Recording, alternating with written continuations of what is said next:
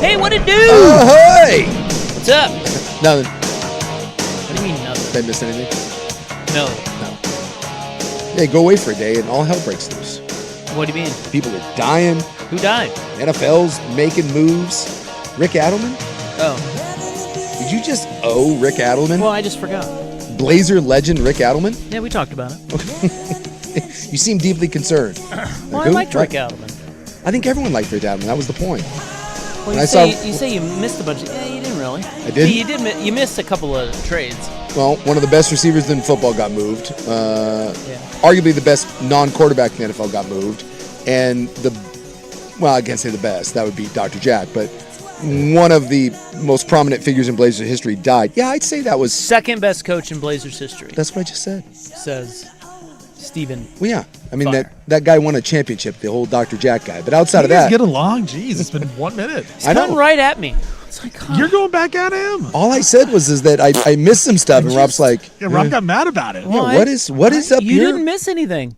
You missed nothing. I didn't? No. Oh. It was a lame show. It's pretty... It's pretty bad. It was pretty lame. Yeah, Steven was out there. It was like, sucked. It's horrible. Well, sorry about that. I was busy watching the Mets be the Mets. How was it? It was the most Metsy game ever. I bet on your team. That's on you. No, I know. That's absolutely foolish. Well, all bets are on me. What you saw? If I place a bet, it's on me. If you place a bet, it's on you. You saw. If Steven places a bet, it's on him. But I bet with you because in typical Brendan Sorsby fashion, I wanted to be one with my teammates. Ah, well, I appreciate that. And you were up there rooting on your Mets, and I'm like, I need a baseball game tonight. And I saw the Mets were plus money. I was like, well, hell, I'll just bet I'll bet some plus money. And I went against the team. I said I am not going to jump on that bet, so I avoided it. Yeah, he said no. Well, it's the most Mets. The most Mets thing ever is I saw it when I got up there. I was like, hey, who's throwing? Oh, it's a bullpen game. Great. So our bullpen sucks. Yeah, they gave up 2 runs and still lost. Very, very Mets. They actually played well and still lose. Yeah, again, the most Mets thing that you can do. Well, so I got a close-up of the Mets. Yeah. Because I bet on them. Yeah. And boy, let me tell you something. Well, it's not if you have hope for that team, I wouldn't. I mean, they put Sean Manaea in there, and I was like, oh, my God. Mm-hmm. And then I think he gave up a run right away, but I don't remember. Manaea gave up one of the solo shots. But he ended up pitching pretty well. Yeah. The whole bullpen pitched well. Manaea gave up a single or gave up the shot, and then I'm trying to remember who gave it the other one. Minter? Or no, there was what's his nuts? Yeah, Manaea gave it up to Naylor. Your first reliever, the guy before Weaver. Rayleigh. Yeah. It was Rayleigh. Yeah. So he's Israeli. Welcome to the world of the Mets. So yeah. Hey, I think we were only 5 back of the wild card after that one. Yeah, the Mets ride is one that was classically predictable. Yes. Because I felt terrible about it the whole time. Yeah, 100%. And they brought in Manaea in like the second inning. I'm like, oh my God, why did I bet him? Well, then they get all the way to the 10th, 2-2, and I'm like, this is over. They got through. Williams actually pitched well. Yeah. And I was like, oh, well, it's over now. I did have the inevitable in the 9th inning. I was like, oh, guarantee he serves one up. And totally. Then he didn't. He was like, oh, look at that. Yeah, he actually pitched well. Yeah. Shockingly. But you knew the next guy wouldn't, 100%. and he didn't, and the Mets. Yeah, the Mets did the Mets thing. Can I say too the Flushing Meadows, the Queens faithful, dude. There was a lot of Mets fans. Like first off, it was Monday night, very very thin crowd. Really? I mean, yeah, that is. How many people were there? Not many. Was it hot? No, it was actually perfect. It was like a 6:40 first pitch. Seattle. I want to say maybe 67 at first pitch. Beautiful. Wow. Short sleeves the entire time. Brought a sweatshirt. Never had to put it on, and I was shocked at how few people were in the stadium. That was one of the thinnest Mariner crowds I had seen, and there were a ton of Mets fans. And after the Mets went up 2-0, the "Let's Go Mets" chant started, and it kind of drowned out. The Mariner fans were trying to boo. No, I'm telling you, the Mets were well represented. And then after the game, there was a lot of us just hanging our heads, being like, "Yeah, that's the most Mets thing ever." So you didn't. Did you join in on the "Let's Go Mets Go" chant? Oh, absolutely. And then I will say, kudos to the Seattle faithful if you care about that. But the tarps off, that turned into a whole thing. Yeah. Everybody takes their shirt off. Everyone takes the right field, upper deck. It started out as like maybe 8 dudes, and they kept that thing going for like 3 innings, and they packed an entire section. You could just see the the randos like making their way up. Oh, so anybody can go up there and take their shirt off? Yeah, it starts off with just a small percentage of people, and then like you could just see it growing inning by inning. There's even a guy up there with a David Wright jersey. We were like, really? Mets fan, you decided to go up and join the tarps off? Don't do that. Well, yeah, he took off. I mean, at least he took off the David Wright jersey. He did take off the David Wright jersey. That's good. Yeah, started waving it. Yeah, the tarp. That was the first time I've seen tarps off in person. And there was like a lady and a husband sitting behind us, and my buddy and me were talking about it. And she taps me on the shoulder and goes, "What is that about?" And I said, "Don't. They're just idiots." And she said, "That's what I thought." And then we just all kind of moved on with our carefree day. Yeah, tarps off. Yeah. The tarps off was definitely happening. So, does every stadium have this now? Or I feel like it's become a. So they basically say you can't take your shirt off unless you're in that section. Because I feel like you can. I just don't think anyone else wants to take their shirt off. Like, why at a game would I randomly decide? Like, we were sitting down the third baseline, really good seats. Why inevitably in the seventh inning would I think to myself, I have a lovely Budweiser here or whatever, and some popcorn. It was more of a Coors. What about that says, you know what would make this better right now? If I just took my shirt off and started waving it for 3 innings. Well, you wouldn't. No, but why would anybody? Well, they're bros. I mean, you know the bros. I understand, but I'm going to need the bro to explain to me. Like, I get it if you're hot and you're sweaty, but it's a nice, cool, breezy evening. What? If I'm just sitting there by myself, I'm sitting next to my friend. If he went to take a shirt off, I would turn to him and be like, dude, what the hell are you doing? Why are you taking your shirt off?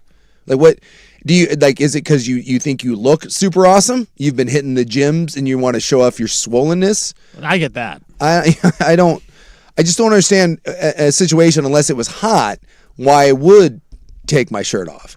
But a handful of people go up to the 300 level, and then I'm telling you, the migration was hilarious. You could see because we were the tarps off was on the other side of the stadium from us, so you could just see the line of bros like heading up. What would be the age group? Like 18 to 25, or are we going like younger? No, it was 18 to 30. Okay. I would say, but it grew. So like I said, it started off with just like a couple guys, but by the 9th inning and certainly into the 10th. There was an entire section, probably, what's a section? 200, 250 people? All shirtless and all standing and all circling. They never stopped. Tom Dundon would be proud. The rally towel never stopped. Just kept going. So do you think there are people that go to the game just so they can take their shirts off? T-shirts were kind of silly. It feels... It feels like there was a group of people there that were solely there to wait for the tarps off. YouTube's mad at you, by the way, Jason. Yeah. They're mad at you about the attendance. They said the attendance was reported 23,000. Bull crap. So they're mad at you. Well, reported is different. There was not 23,000 people there. Hey, I only report what I see. Yeah, go take a look at the crowd. I think I have a photo of first pitch. It was, like I said, it's been a long time. I usually go up to a handful of games every year. Thinnest crowd I've seen in years. Which was surprising because it's not like the Mariners stink. I mean, they're in first place for God's sakes. Yeah, they've won 6 or 7 in a row now. Yeah, but they still kind of stink. Yeah, I mean they're not. Isn't this true every year though with baseball? Everybody's always bitching in May and early June, and then come summer when kids are out of school, the stadiums are packed. Yeah, isn't that the way? It's like this every year. So this was about 5 minutes before first pitch. They had sung the anthem and they were getting ready to go. All right, I'm going to be the judge of this, YouTubers. Oh, wow. Right? Yeah, that's definitely not 23,000. Now, I get that as the game goes on, obviously people trickle in. Jeez. But that is, anthem has sung, lineups have been announced, guys are leaving the field, and they're getting ready to walk out and throw the first pitch. That looks like 15,000. Yeah, because reported attendance was 23,037 people. I mean, I bet if we zoomed in, you could count the people in the upper deck, the entire upper deck, by our just counting with no aid. So I will be glad to show that photo to anyone, and I dare you to tell me where 23,000 people come into that. Even if you said a couple thousand trickled in because it was 640 instead of 705, 23,000 people did not go into that stadium. Also, never had to wait in the beer or popcorn line, never a wait for the bathroom. That's not 23. That's the key sign. That's not 23,000 people, which was kind of nice Took several whiz breaks, no line, and no line at the concessions. Sorry. Nice easy day at the ballpark. Nice easy day, except for the Mets lost, which is... Reminds me of the old Royals days when they sucked so bad nobody would go, and we would just get $5 tickets and have a great time. Yeah, it was my old Devil Rays experience. Yeah, just sit and bitch about the team. And as someone is asking, no, the women did not participate in the tarps off. Now that's the No next tease evolution. Wow, No, the look. tease out section, the adult pool. The adult pool. Ooh, the adults only at the game. I will say there was a Don't hate couple bros sitting kind of like across the aisle from us. Shirts off. No, but you had. I thought that there was going to be a Donnybrook because Mariner. There was about 3 Mariner bros, and 2 of the best bro archetypes. Super tight shirt, slicked back hair, in pretty good shape, and super drunk. And then his buddy, fat as hell, tie-dye jersey, halfway open, just and just kept yelling, Mariners! And then there was a group of Mets fans in front of them, and America, woo! There was a begrudging interaction between the two of them, and I was like, this is going to end poorly. Eventually, the Mets fans are going to get tired of these two, and punches are going to throw. But once the tarps off, they did unite in their, they were using their phones to zoom in to see if there were any ladies in the tarps off section. So I will say the threat... Yo, bro, look at that. Look at that, bro. Yes, they someone like they broke out their phones and they were zooming in. They're like, any ladies up there? And then they spent a good inning combining to their efforts to see if any women had gone tease out. And those guys are total losers. I am here to tell you that no, women are smart enough to not go to the upper deck and tarps off.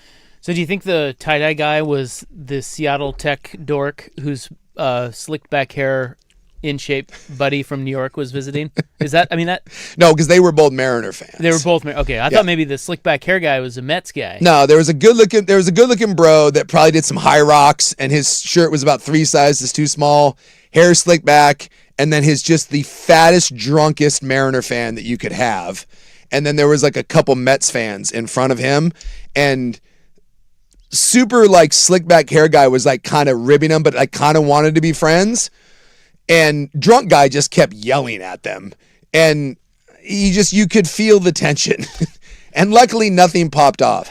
Also strange, So much tea. one of the guys that was with the Mets fans, Not enough teas. and I believe that he was just trying to sleep with the one female Mets fan, he was wearing a Mariners Franklin Gutierrez jersey. Dude, that's gangster. But he was with the Mets fans and was cheering for the Mets. Franklin Gutierrez? Yeah, Gutierrez. That's like 2009, 2010. I didn't dude. even remember that guy. Yeah.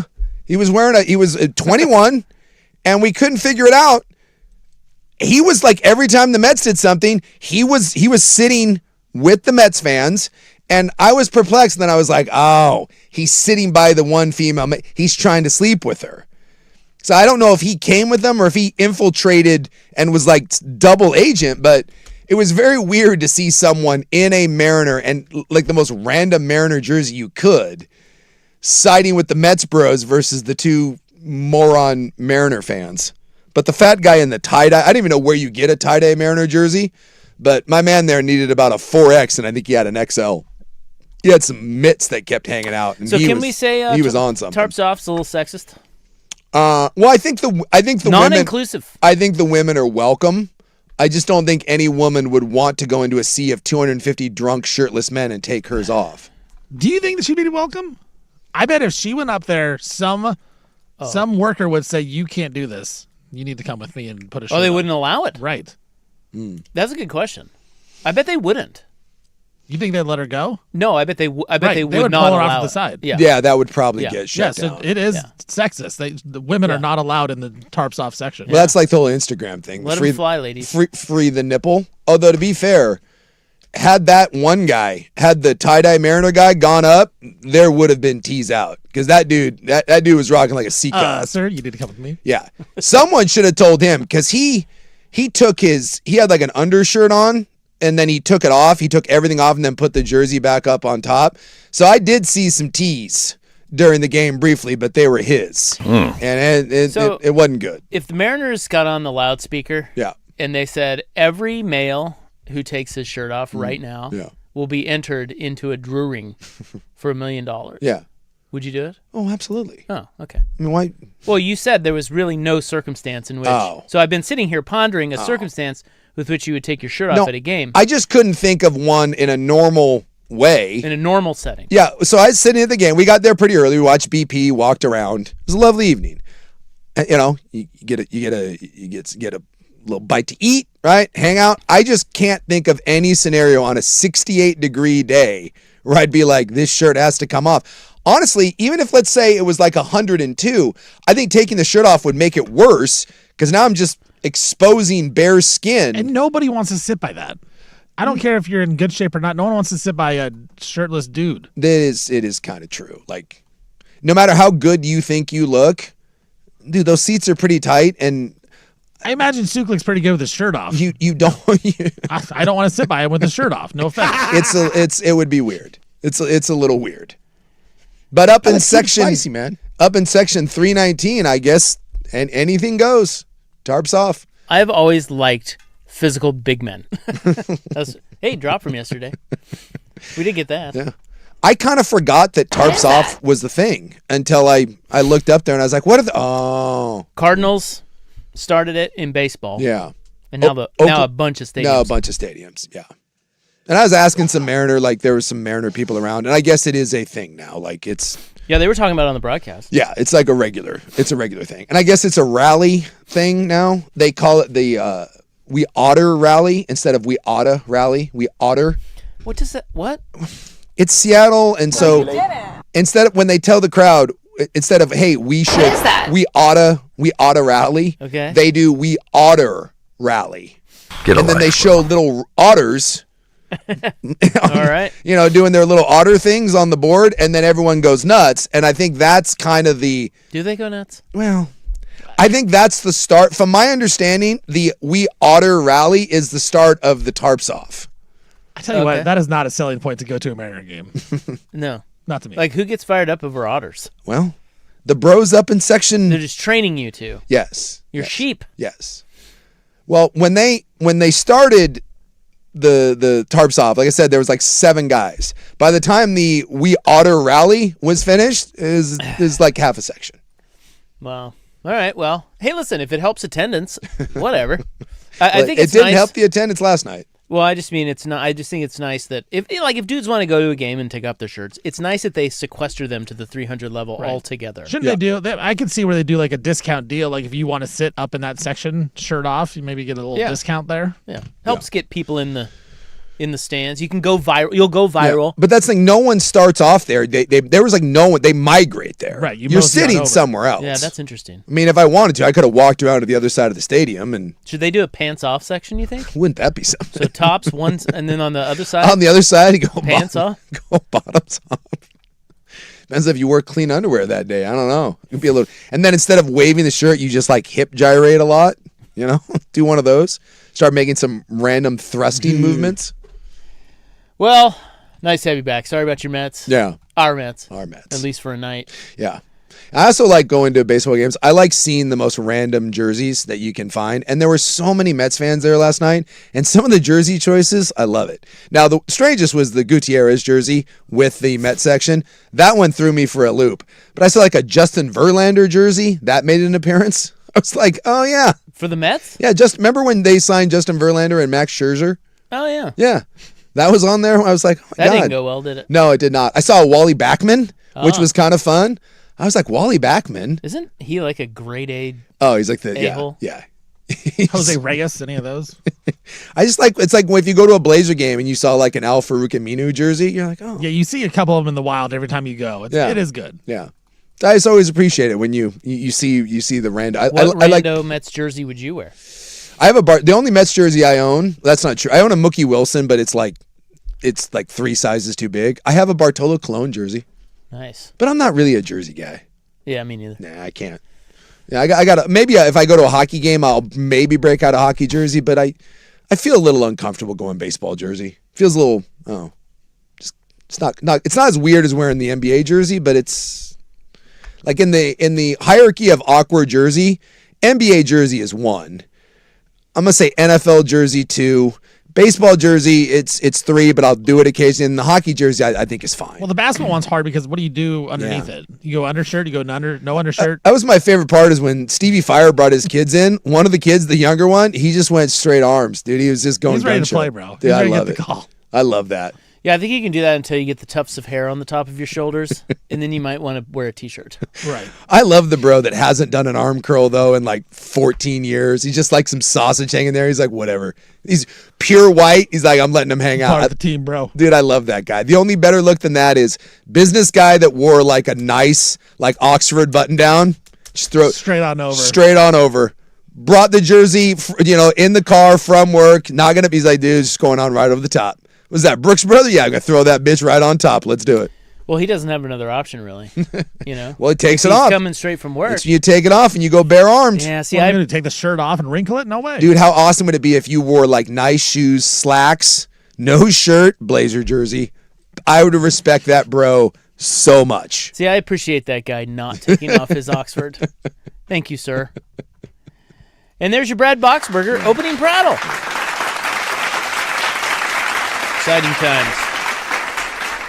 3-2 extra innings. Every time I go to the game, no one scores. My God. Yeah, he saw a couple home runs though. Yeah, I did see a couple home runs. Cool. In fact, yeah, It was a pretty good game. the four runs in the regular 9 innings were all solo home runs. Yeah, but it was intense game. Yeah, it was like an if intense if game. you think of that game as like a playoff game, that was a good game. Of course, it The won't be. Mets in the playoffs. Yeah, your team. Wow. No, we're done prattling. I can't prattle anymore about the Mets. Every time Soto would be up, I'm like, well, they got to do something here because he's their only good player.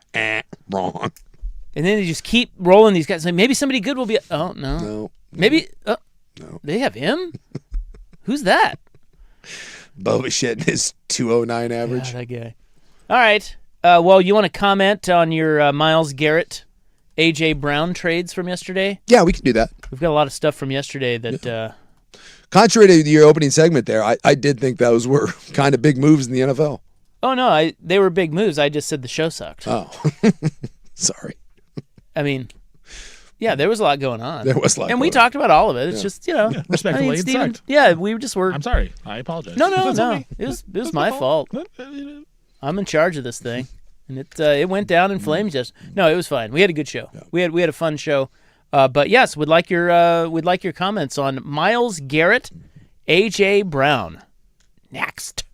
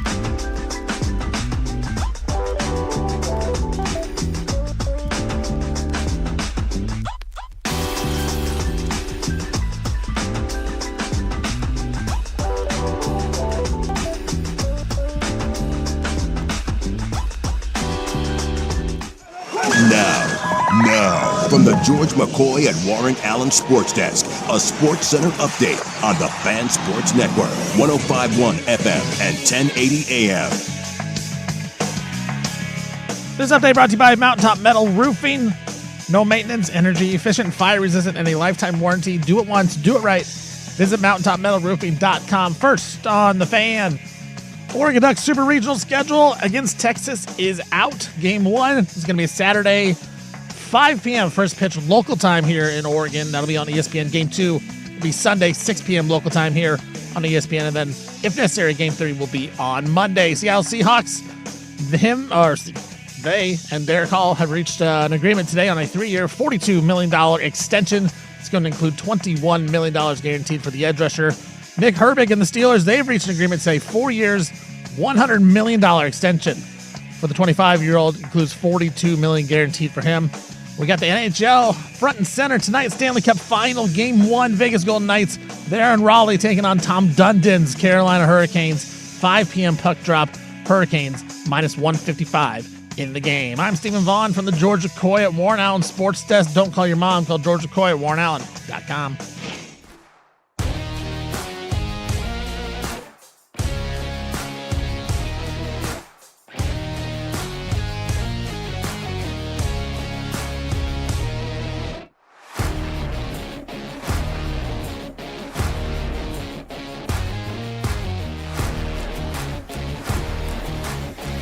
Sports Snort there was not assuming the gender of the Seattle Seahawks. That's what it sounded like, which was great. I know. I caught myself. Stevie Woke. That's why he's Stevie Woke. Hey, Right there.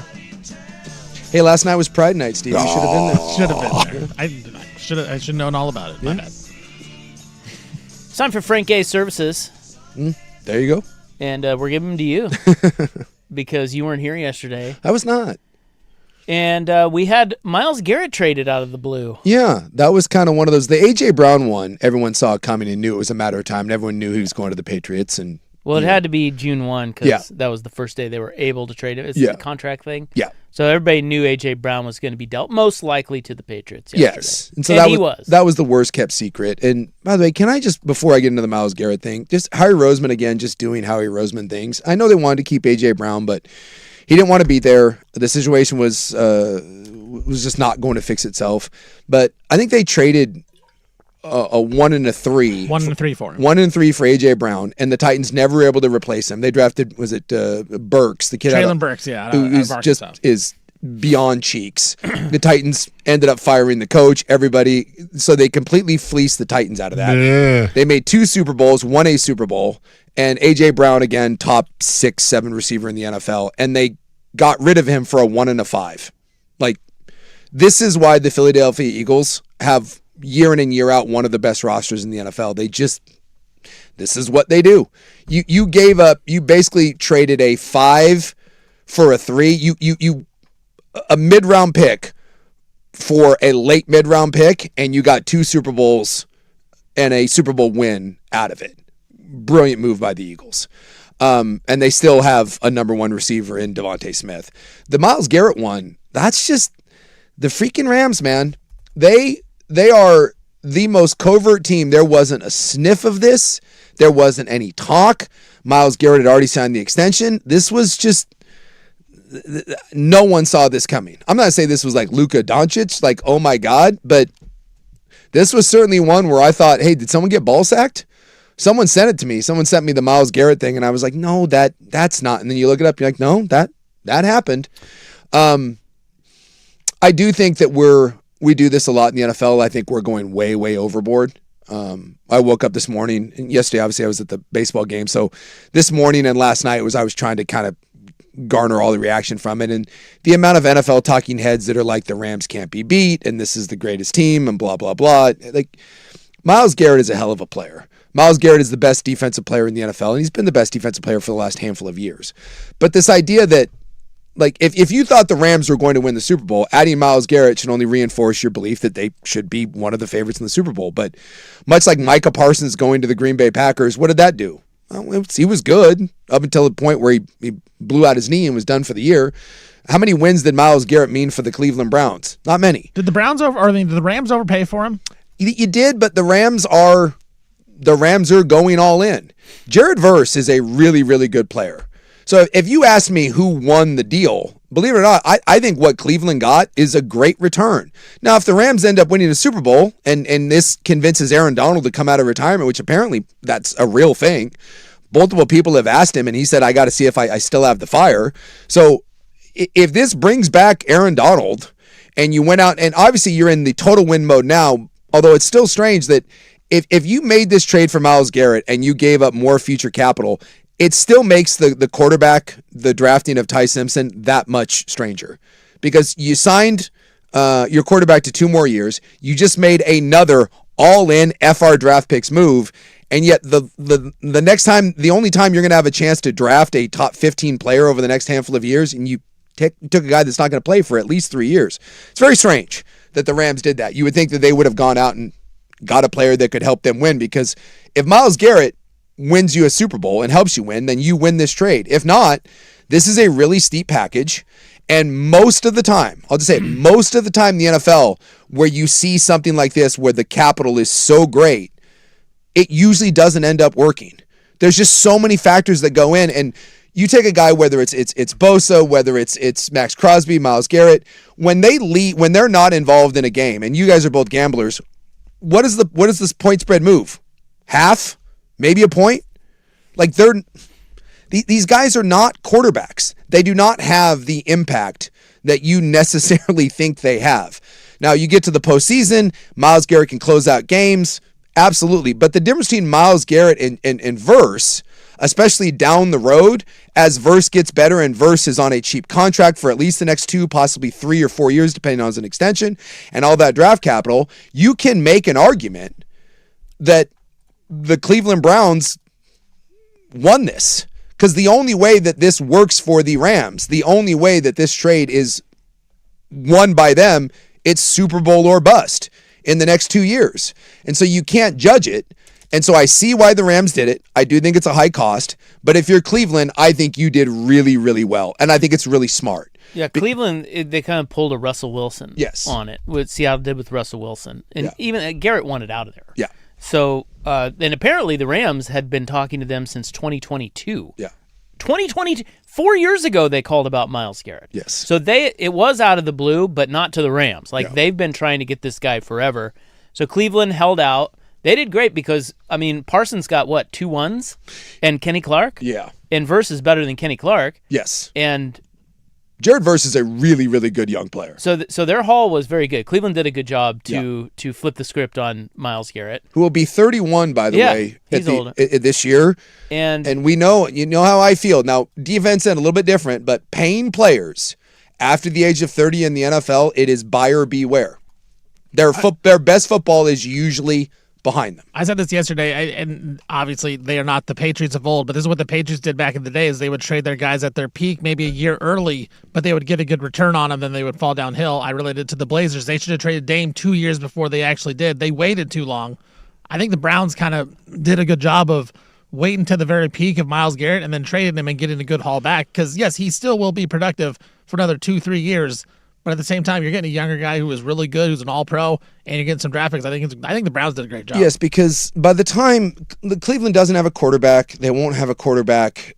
By the time Cleveland kind of goes through this bloodletting, if you will, and they're a terrible organization, they may never come out of it. But even if things work out in Cleveland to their best laid plans, by the time Cleveland is ready to do anything, it's 3 years down the road. Myles Garrett's 33, 34.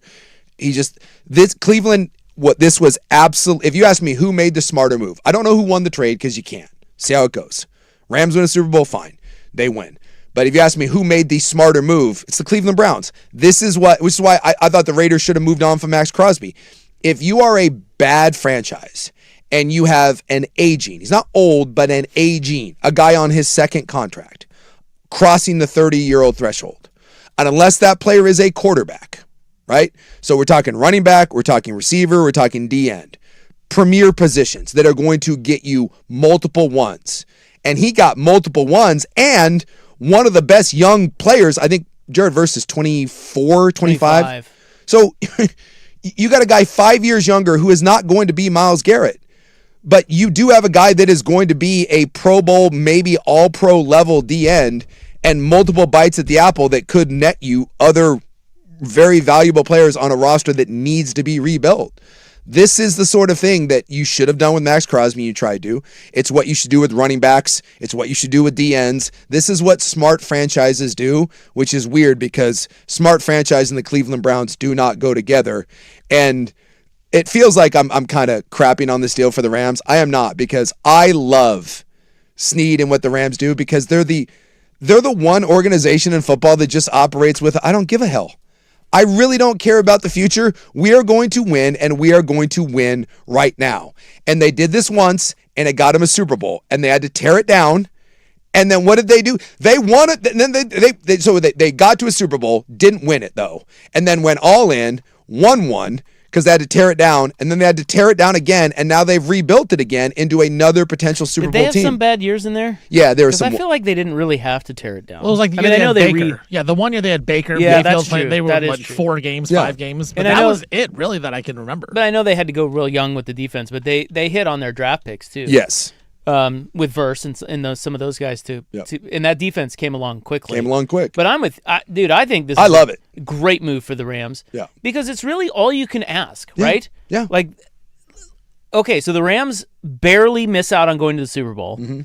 They clearly need to get a little better on defense going into next year.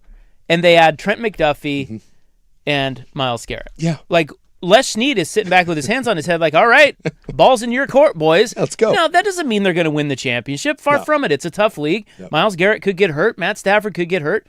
A lot of things could happen. It's just you cannot ask for more from your front office. Like, we were talking about this yesterday, and I just think if you're a fan of the Rams, really every team in LA is doing this, and it kind of pisses us off. Yep. But they all just keep going for it. Yeah. At the expense of what they don't care. They don't care. The Lakers luck into Luka. They were able to get LeBron. The Dodgers have pretty much everyone in baseball that's good and have now won back-to-back titles. And now the Rams are getting Myles Garrett. Yeah. God. I keep waiting for eventually it to bottom out, and it may bottom out once Stafford leaves. That may be, unless Ty Simpson turns into something, but they've had a couple blips on the radar, but the last 8 to 10 years, they have said, I don't care. And when they did get draft picks, they hit on them, and they completely rebuilt that team. They've had 3 first-round draft picks since 2016. And yet here they are. Or 2015. And here they are as one of the best teams in football again. 11 drafts. Yep. They had 3 ones. Yeah. Do you know who those guys were? Verse was one. Yeah. And they just flipped him for And they Myles just Garrett. flipped him for Myles Garrett. I'm trying to think of who their other ones would have been. 3. Yeah, there was 2 of them. 3. What do they got? Ty Simpson. Yeah, we'll see. And Jared Goff. Yeah, look at that. Those are their 3 number Those ones. are the 3 number ones. It really is incredible. It is a testament to what they've done and great roster building. So I'm excited, but just be careful. The Rams can't be beat, and they're this super team, and blah blah blah. You're one Matthew Stafford bad back away, and weird things like the Rams were the best team in football last year. They were. But weird things happen, and they couldn't close out the Seahawks, right? Funky 2-point conversion. They couldn't close out games.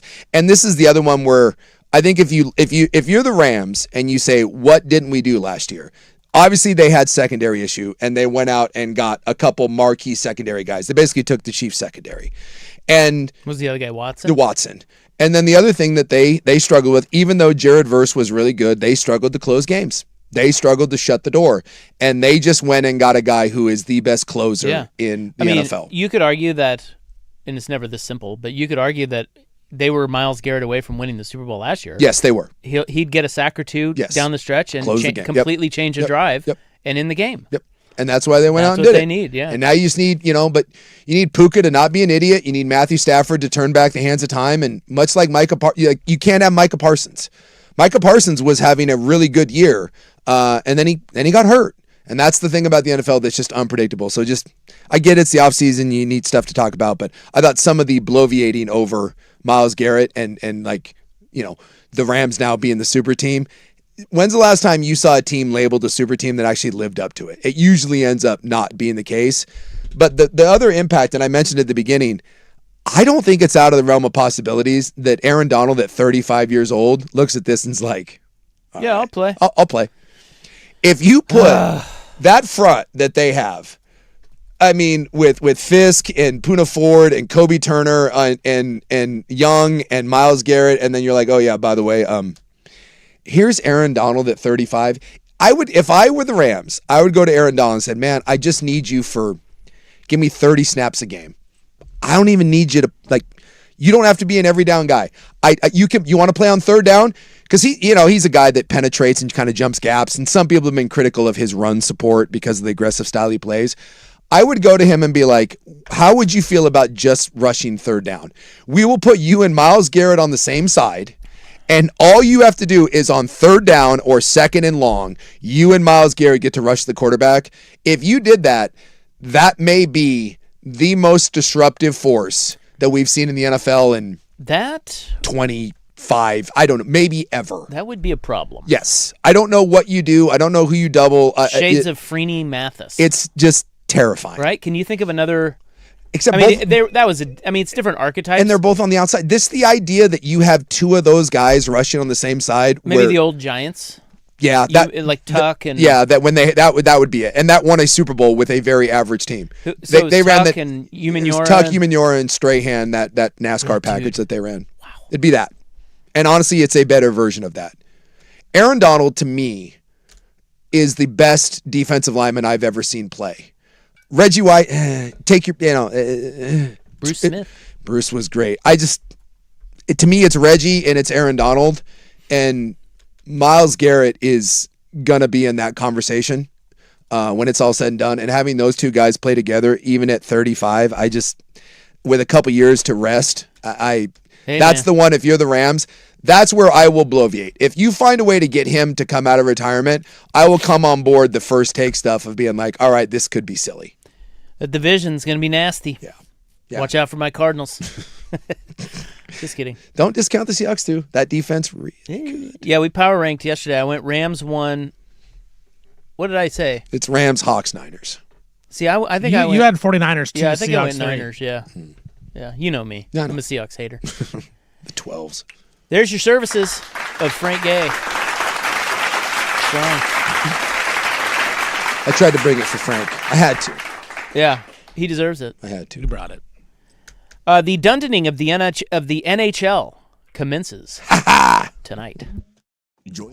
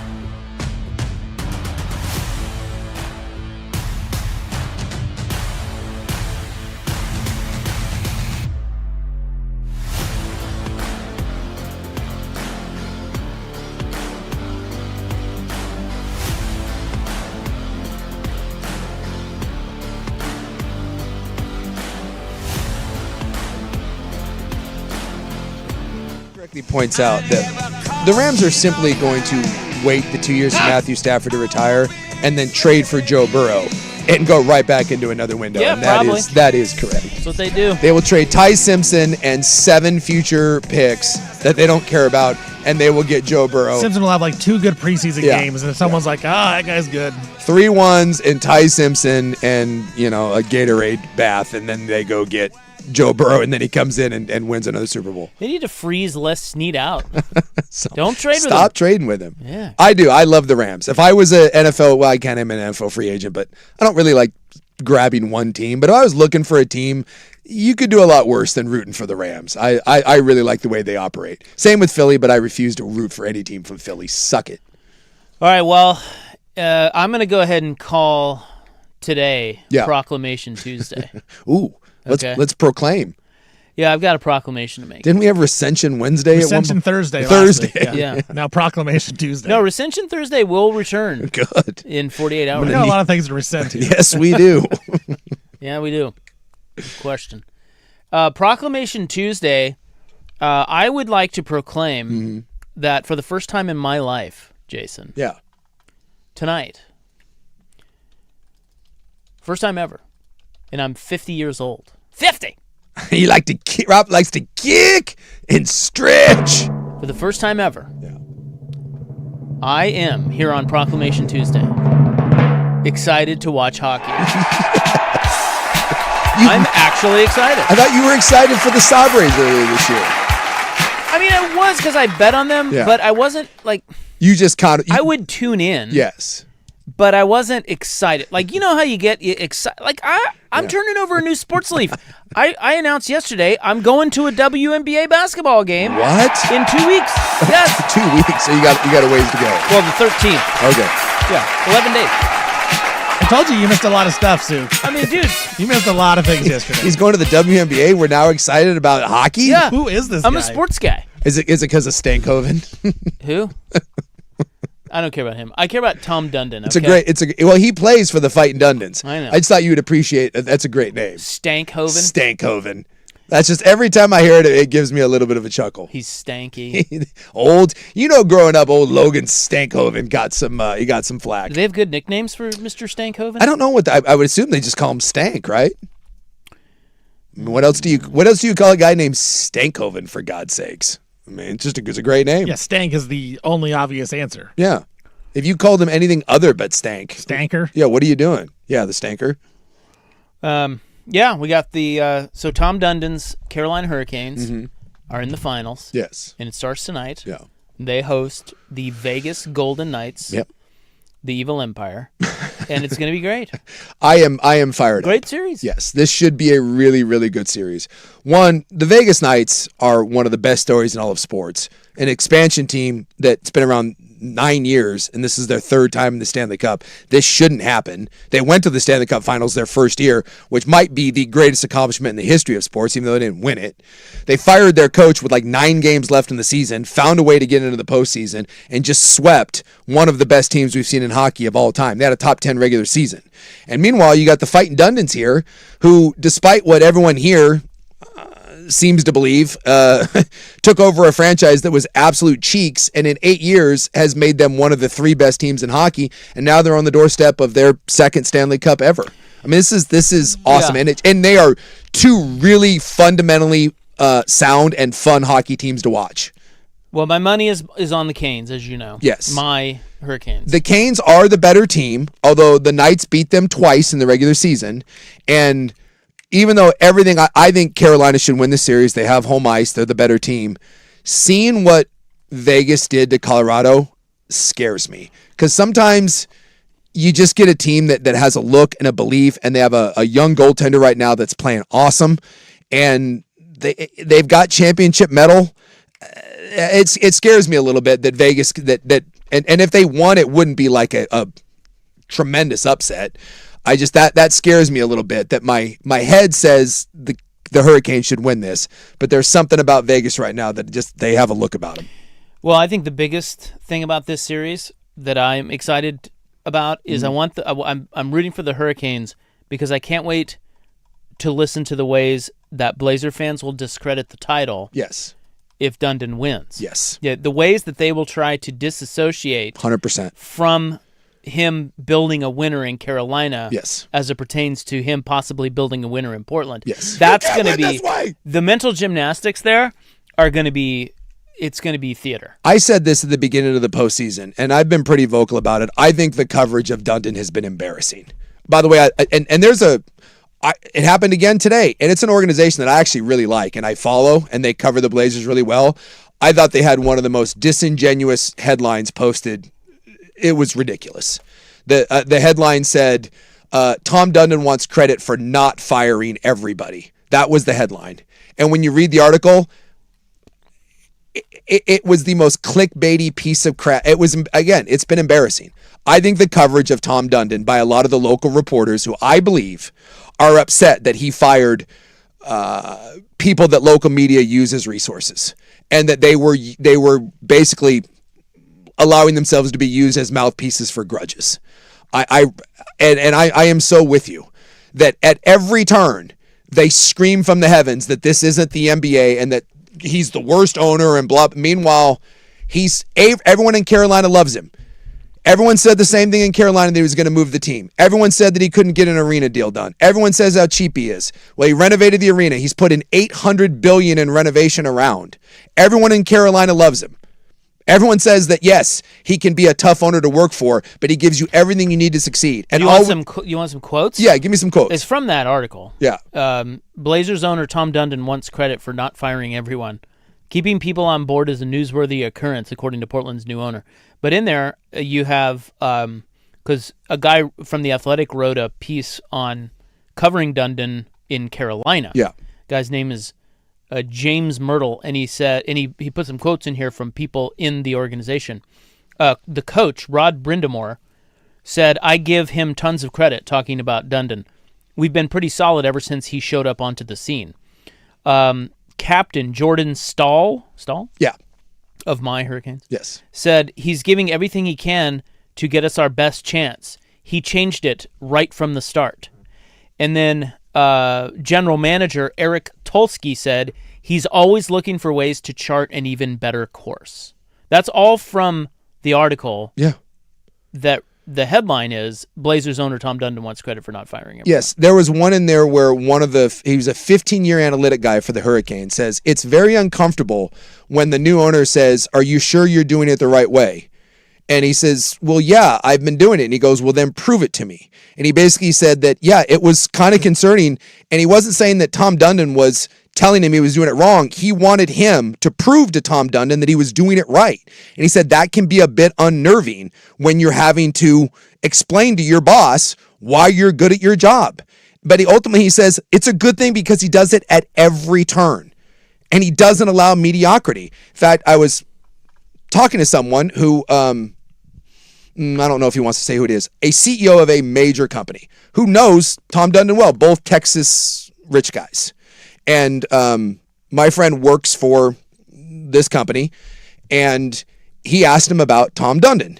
And he says, "You know Tom real well. You guys are both rich Texan guys." And he says, "Is Tom Dundon a good guy?" And he said, "I don't know if he's a good guy. He's not a bad guy." And he says, "You will win." He said he will accept nothing else. All that guy does is win. And he kind of smiled and chuckled. And that's all you hear at every turn. And yet we keep hearing, yelling and screaming that he has no idea what he's doing and he can't possibly win, even though that team is on the verge of winning. And by the way, has won more in the 8 years that he's taken it over than in 30 years of the Portland Trailblazers. That's the part that I find laughable. We sit here and say that he can't possibly do it his way because he doesn't understand the way of the NBA, and that's not the way it works. Well, explain to me what the hell doing it the NBA way for 30 years has gotten the Blazers. Explain to me what running a bloated $100+ million wasteful organization a year has ever got us. And yet somehow this guy's approach, which seems to work tremendously well in a very similar sport, at least from a size standpoint and a revenue standpoint, and almost has the exact same problem with arena, revenue, all of that stuff, building lease, that he figured out over the last 10 years in Carolina. But we have decided that there's no possible way he can, and quite frankly, he's terrible here. I want nothing more than to him and that team to win a Stanley Cup, and everyone here, to as Rob said, have to explain away the mental gymnastics about how it's still so bad for us here. It's honestly just it's asinine. I might be the dumbest person in the world. We got to go. That is Molten Mac on Proclamation Tuesday. Oh, I see they do the perp walk in hockey too, where they all strut in. Yeah. And they film them in their stylish. You got it, man. Yeah. You got to flex. So this is every sport now, huh? Yeah, you got to flex on these fools. Yeah. Hockey guys are so funny. There's Portland Winterhawk legend. Yeah, Seth Jarvis. Yeah. I remember watching him. Yes. Out there at the Memorial Coliseum so many times. I can always see great things coming out of him. Yeah. Back in the winter. I saw it too. You could see Very it. early. You could see it. It was the way he skated. Well, go Canes. Hell yeah, Go go Canes. Canes. Let's go. The college football points gobbler is next. Dante, more news.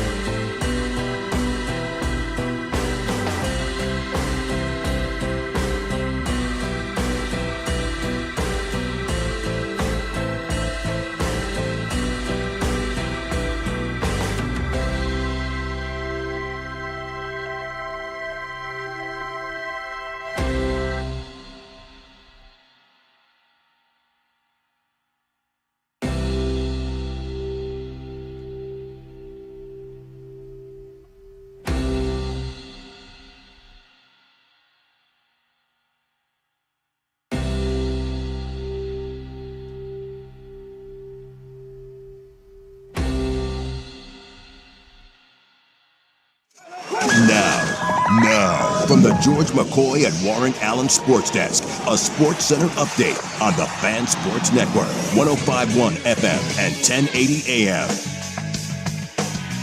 This update brought to you by Langdon Farms Golf Club. Langdon Farms Golf Club. Good or bad weather, the golf course is always the driest around. Download the Langdon Farms app today to get all the latest news and specials. First on the Fan, NHL Stanley Cup Final. Game 1 is tonight. Tom Dundon and his Carolina Hurricanes hosting the Vegas Golden Knights. It's going to be right around a 5 p.m. puck drop.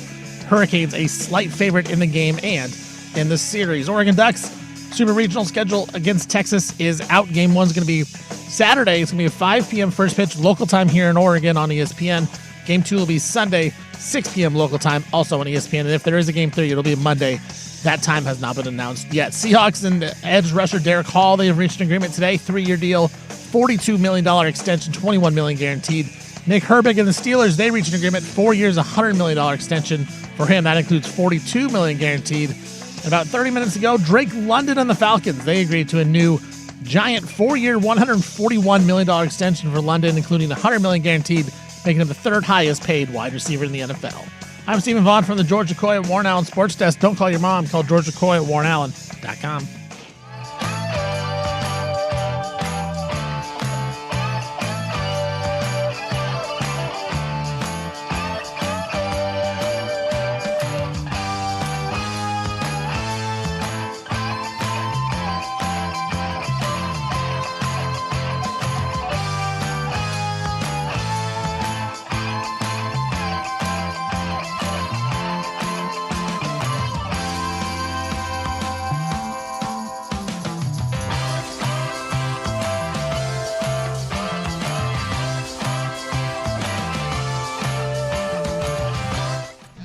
All right, welcome back. Nice to have you along here on The Fan on a scalding hot Proclamation Tuesday. Yes, sir. Well, they said yesterday it was supposed to be hot, but it kind of wasn't. Today felt pretty hot. Today's hot. Today was hot. Checking my exclusive 105.1 Sports Radio Network weather app. Yeah. I don't know if yesterday fell, although I was up north a little bit. By the way, that doesn't exist. But today was hot. Or maybe only I have. Yeah, you don't know. 88 degrees. But is it too hot? I don't think 88's too hot. Now, it says the high will be 91, which I would say... 91 today? Yeah, that's it. That's the high. That's hot. I would say that's too hot. I'm going to go ahead and say too hot. You going to say too hot on that? Yeah. Yeah. Anything under... If 88's probably my... That's your too hot? Or Yeah. that's your line of demarcation? I can handle 90s. Yeah. Hundreds. You can handle you can't handle 90, but you can handle 89. No, I said 88. Oh, okay. I'm going to go 90. I cannot handle if it gets 89, you can't handle Yeah, it. I can't I'm going 93, maybe. Yeah, I'm going like 93. If you give me 90, 91, give me 92. 90 will not stop me from doing anything at all.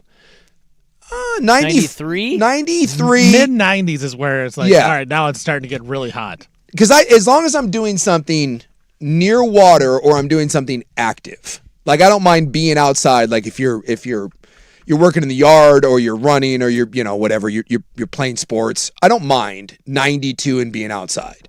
You sweat a little bit, it's fine. Get a little color on your skin, good to go.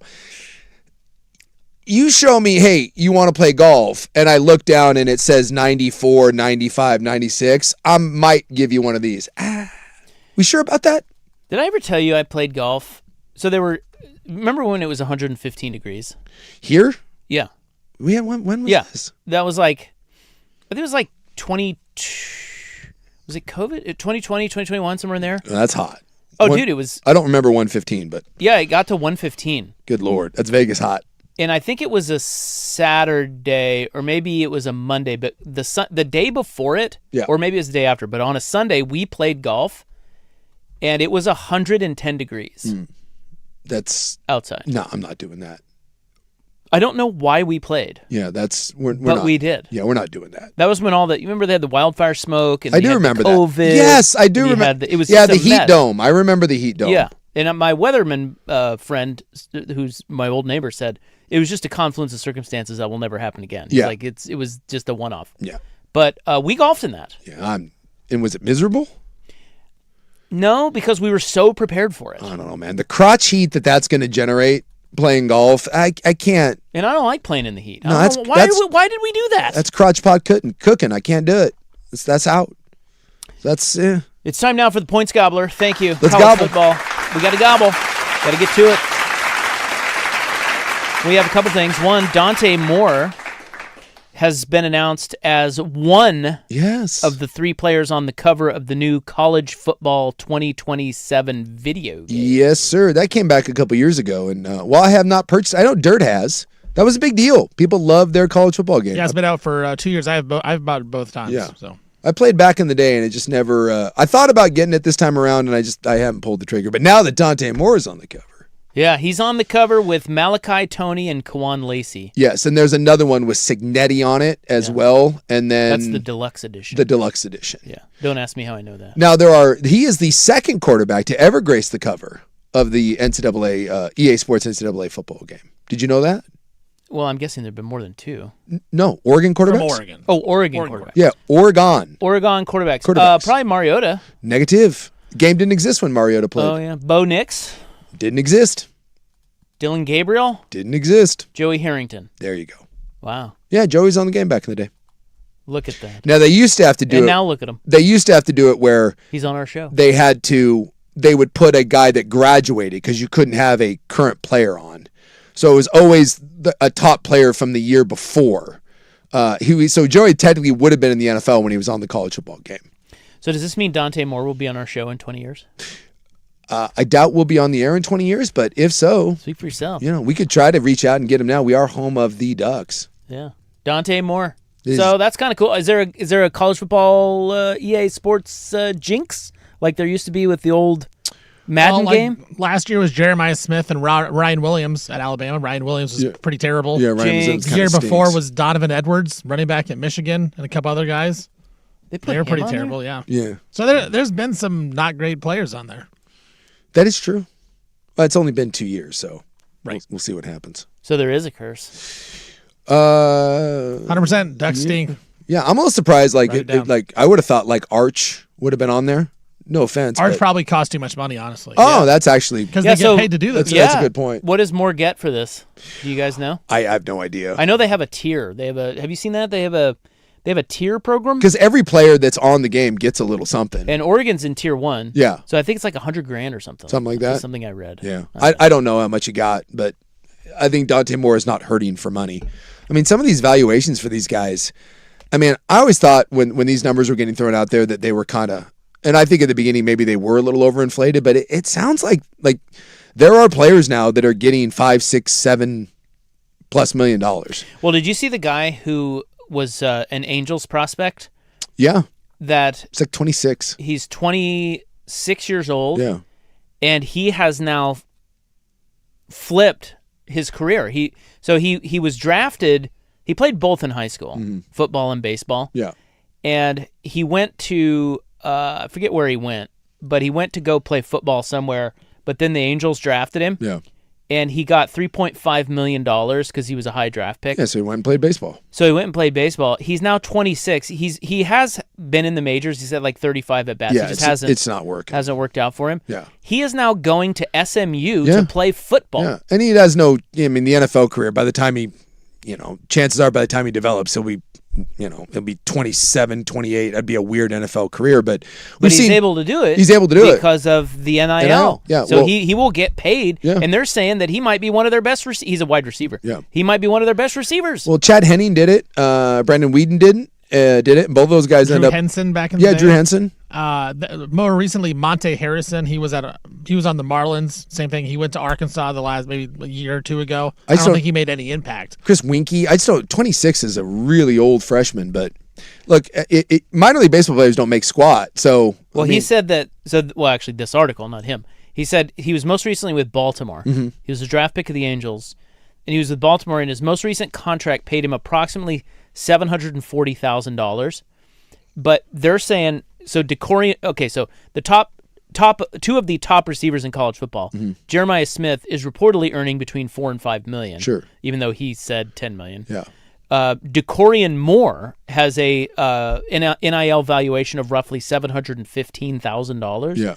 So to this guy, he's like, well, hell, maybe they're paying him more at SMU. I don't know, maybe $1 million or something. He's like, I can make more money. I can make a $250,000 more just by going to play at SMU. So he was in the 2018 recruiting class. You want to know who he was between? He was right behind Amon-Ra St. Brown in the rankings, ahead of Jamar Chase out of high school. Interesting. So, I mean, obviously He was a big-time recruit. His name's Jordan Adams. Kid's a big-time recruit, and obviously baseball is not going anywhere. And even if, let's say, he got $1 million to go play at SMU or whatever, if he has a great year, you're going to make more next year, and you can keep doing this. You can be a one-year mercenary. Who is there? I saw some basketball player was supposed to be a borderline first-round, maybe second-round pick in the NBA, and Kentucky's giving him, like $6.5 million? Yeah, the dude from Iowa State. The dude from Iowa State? Shooter. Yeah. Big tall shooter. Milosevic or whatever? Yeah. Something like that. So led the nation in three-point percentage. that's a dude that was going to make less than $1 million, possibly on a non-guaranteed NBA deal, and he's going to get $6.5 million to go play in Kentucky. Yeah, why go to the league? So, like the NIL game, whatever you think of it, it is, especially for back half draft guys, like end of first round and then second, third round guys, depending on what sport you're talking about, it's changing. I mean, someone pointed out even for a guy like Arch Manning, like, which would you rather do? Like, put yourself into that and potentially, go to a terrible team, or go back to Austin and continue to grow and develop and make $7 million. Dante Moore, 3 years ago, Dante Moore is not at Oregon. He's just not. He's gone. He's in the NFL. Whereas now you're going to get a better chance to develop, and you're making an ton of money. And for some of these guys, they'll never make money in the NFL. I mean, this kid that coming back to play at SMU, chances are he'll never see any kind of big league money in baseball, and he'll probably never see any NFL real money. But if he plays his cards right, he could walk away from college football over the next 3 or 4 years with $7, $8, $9, $10 million in his pocket if the guy turns out to be a really talented player. Set yourself up for life. So the other thing here in the Gobbler, real quick, we got to tee you up for, is tomorrow there is a congressional hearing. Oh. And, Ted Cruz. Yeah. And let's see. I forget who the Democrat is, but yeah, it's two guys that put it together, and they're trying to do it's it. a woman. Oh. Her name is... They're trying to do the nonpartisan bill, even though it's extremely partisan. It's Cody Campbell's bill. God, what's her name? Anyway, they're the college football representatives will be Alabama coach Nick Saban, former Alabama coach Nick Saban, who I don't know why he's there, but okay. Notre Dame athletic director Pete Bavacqua, and Pac-12 commissioner Teresa Gould. Yeah. So basically what they're trying to do is they're trying to give the NCAA up to 5 antitrust protections that no other entity in the United States has, simply because colleges don't want to keep paying players market value, and they don't want to come up with a solution that involves giving the players a say in how their sport is governed. And they want to restrict what the Big Ten and the SEC can do, but not restrict what any of the other conferences can do. They want to restrict player movement and player compensation, but not restrict any coaches' pay. They also want to determine when a coach can and cannot leave his school. So you want to take a employee in the United States in a free market system and tell him, imagine telling the CEO of AT&T that he can no longer leave and go be the CEO of a different company because we don't like it that way. Like, they're asking for antitrust protection that no one else gets. And so this is all Cody Campbell of the Big 12, who is trying to basically prevent the Big Ten and the SEC from doing what they want to do. This bill would also prevent the SEC and the Big Ten from growing any bigger. It would prevent them from linking up. And it would basically provide a way for the rest of college football to outvote the SEC in the Big Ten and force them to pool all of their resources and sell it as one. So you have the Big Ten and the SEC, which are both going to be distributing 80, 90 plus $1 million in the coming years, and well over 100 million eventually. And you have the Big 12 and the ACC kicking out 30, and the rest of them kicking out somewhere between 5 and 10. And so you have Cody Campbell, who's the billionaire booster at Texas Tech. He's the one that has Ted Cruz's ear. He's the one that's basically trying to push this through. Doesn't it seem funny that their main push is, well, instead of the SEC and the Big Ten getting this, what if we all just got together and then we split the money together? Who does that seem to benefit? And it's also the two leagues that don't want this to the Big Ten and the SEC. I mean, it's clowns college. So it really is. So it's Maria Cantwell. Yeah. It's Ted Cruz and Maria Cantwell. And it says, this is from Ross Dellinger's piece, a large piece of this legislation permits FBS conferences to break antitrust and collusion laws by consolidating and selling their media rights. In theory, the consolidation of rights will generate more revenue than is produced by the current piecemeal method, single leagues selling their rights individually. At least 75% of FBS, or 104 teams, must agree to the provision to trigger the antitrust protection and allow for the pooling rights, for the pooling of rights. Mm-hmm. So the SEC, the Big Ten, and Notre Dame can form a voting bloc to prevent such pooling of rights if they do not opt into the concept, and if they don't, then pretty much this bill is moot. Yes. So they say that it needs. There's one guy on here. He quoted. Oh no, it was Charlie Baker, who's the president of the NCAA. Mm-hmm. But this was him speaking to athletic directors of the Big 12. Yeah. And the Big 12, of course, is all for it. Yes. He's put the odds of this passing at 50-50. He said that, and then they interviewed some legislators in here who said, well, listen, if you have a bill where everyone's bitching about it, you're onto something, because that means that there's a compromise in there on all sides, which, I don't know. We'll see. They said it needs, it's called the Protect College Sports Act, and it needs, where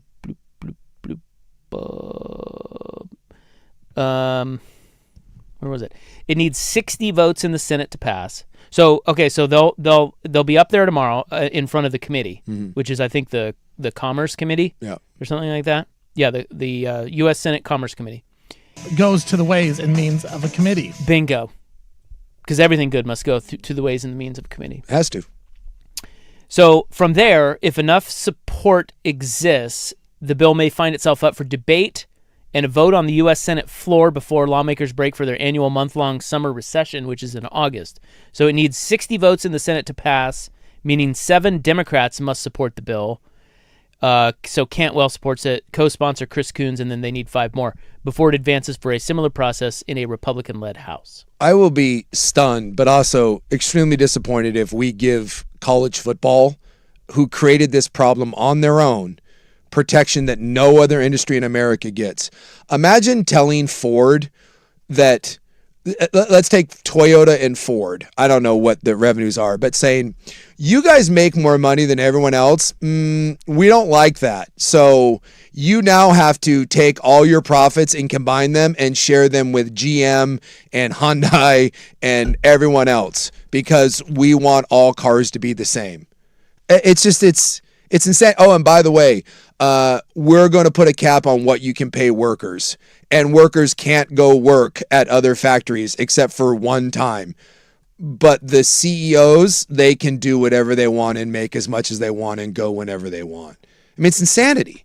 Yeah, someone asked a good question. Is anyone there on the athlete's behalf? No. I don't think there. I mean, I mentioned the 3. Those are the headliners. There are other witnesses, but I don't know. I don't think there are. Yeah. There's not. Just like when they had that presidential council and all those guys got together, the one thing, that was with Nick Saban and all those guys, and they met with the president. You know who wasn't there? An athlete. I'd also like to point out that the solution to this problem, because the only reason anyone hates this, right, is because the money's spiraling out of control. Who decides what athletes get paid what? So they have one player there. They do? Yeah, the kid, Lance Holtzclaw, he's a defensive end from Utah.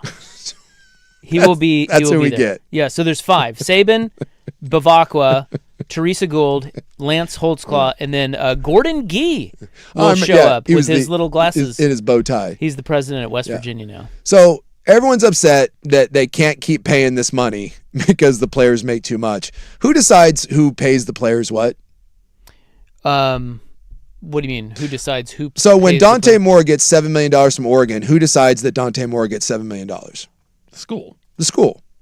So when Jeremiah Smith gets paid $6 million by Ohio State, is anyone making Ohio State pay Jeremiah Smith $6 million? I can say no. So what you're saying is there's this massive problem because the institutions that are saying this needs to be solved can't stop themselves from paying players. This could all stop if people just didn't do this. So again, you've created your own problem. Solution to it is illegal, every court has told you it's illegal. You can't help yourself. And so now you're saying, give us protections that no other industry has. You know, Coke and someone points out, Coke and Pepsi really should share their profits with RC Cola. It's really the better way to do it. All right. Well, keep that on your radar. That's tomorrow, and I'm sure we'll have some clips from it. This stuff will go viral. You know it will. You know Saban will say something wild up there. I thought all these, like the Cody Campbells, these red-blooded Southern Americans, I thought they were capitalists. I thought it was yeehaw and socialism bad. No. They're out for their own interests, sir. You know, I hope we elect to kick ass is what I hope we do. God knows our government doesn't have anything else better to do than this. Yeah, but, you know, Cesar Chavez Boulevard, I mean, we got to get on that. We do got to get on it, you know. There's your gobbler.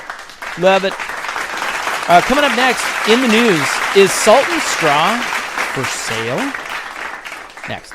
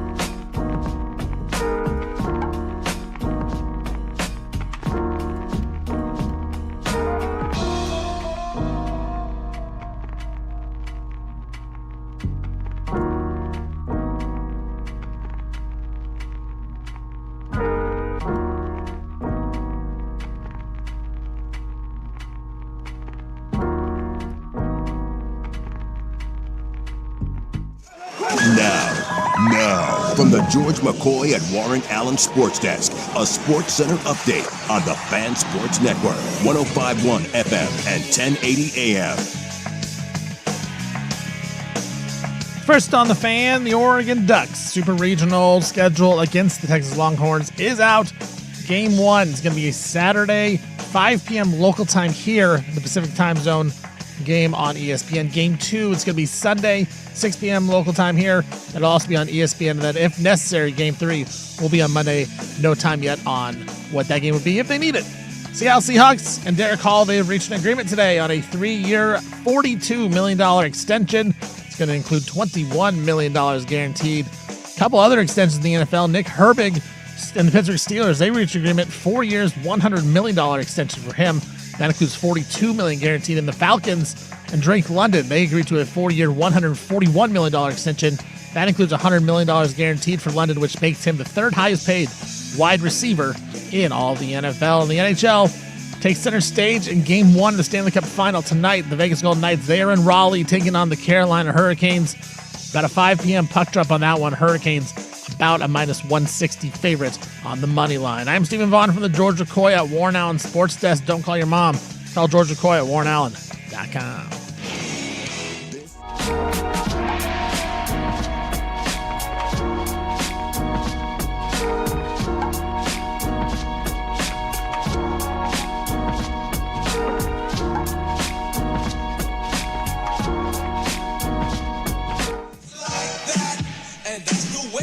We'll do it live. We're doing it live, Bill. Thanks, Bill. Bill O'Reilly's still alive?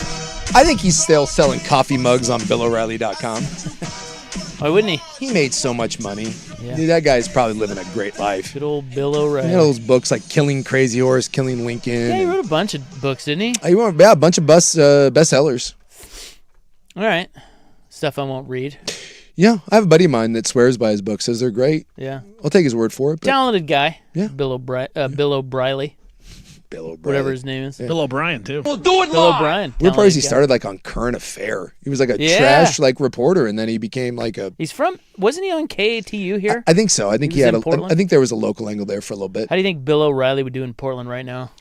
Oh, You know, might be a tough putt. tough putt. It is June 2, 2026. It's time for In the News. I'm your Notre Newsman. Hello. Thank you. Go ahead and climb out of my ass for a while. Today is I Love My Dentist Day. I do love my dentist. I love mine too. Don't you have Stu the dentist? Stu, yeah. Yeah. He's a buddy of mine. Well, buddy of ours. Yeah. He was part of the Weasel Tour. Stu's a good man. Back in the day. By the way, again, another fun find from our move. I have some Weasel Tour hats. Really? From who made those for us at is that Drift Creek that made those? Yeah, dude. I remember the Weasel Tour hats. I think it's like 2013 something maybe? like that. It was when George Lopez was bragging to us about playing Portland Golf Club. Yeah. And said we couldn't get on, and we're like, watch this. We weaseled our way on. Yeah, we got onto all the clubs in town thanks to our great listeners. That's right. And Stu got us on to Columbia Edgewater at the Yes. time. Yeah. Stu the dentist. And he now does my teeth.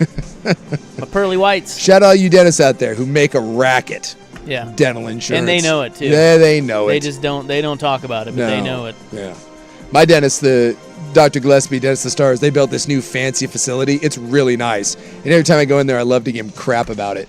I'm like, so this is where all my money's going. It's a racket down there. But you got to have it, otherwise, what are you going to do? Well, yeah, I mean, you got to, Well, no one wants to walk into like a really crummy looking dentist office. Exactly, right? Well, I'm saying, like, if you get a bad tooth, are you going to ignore it? Yeah.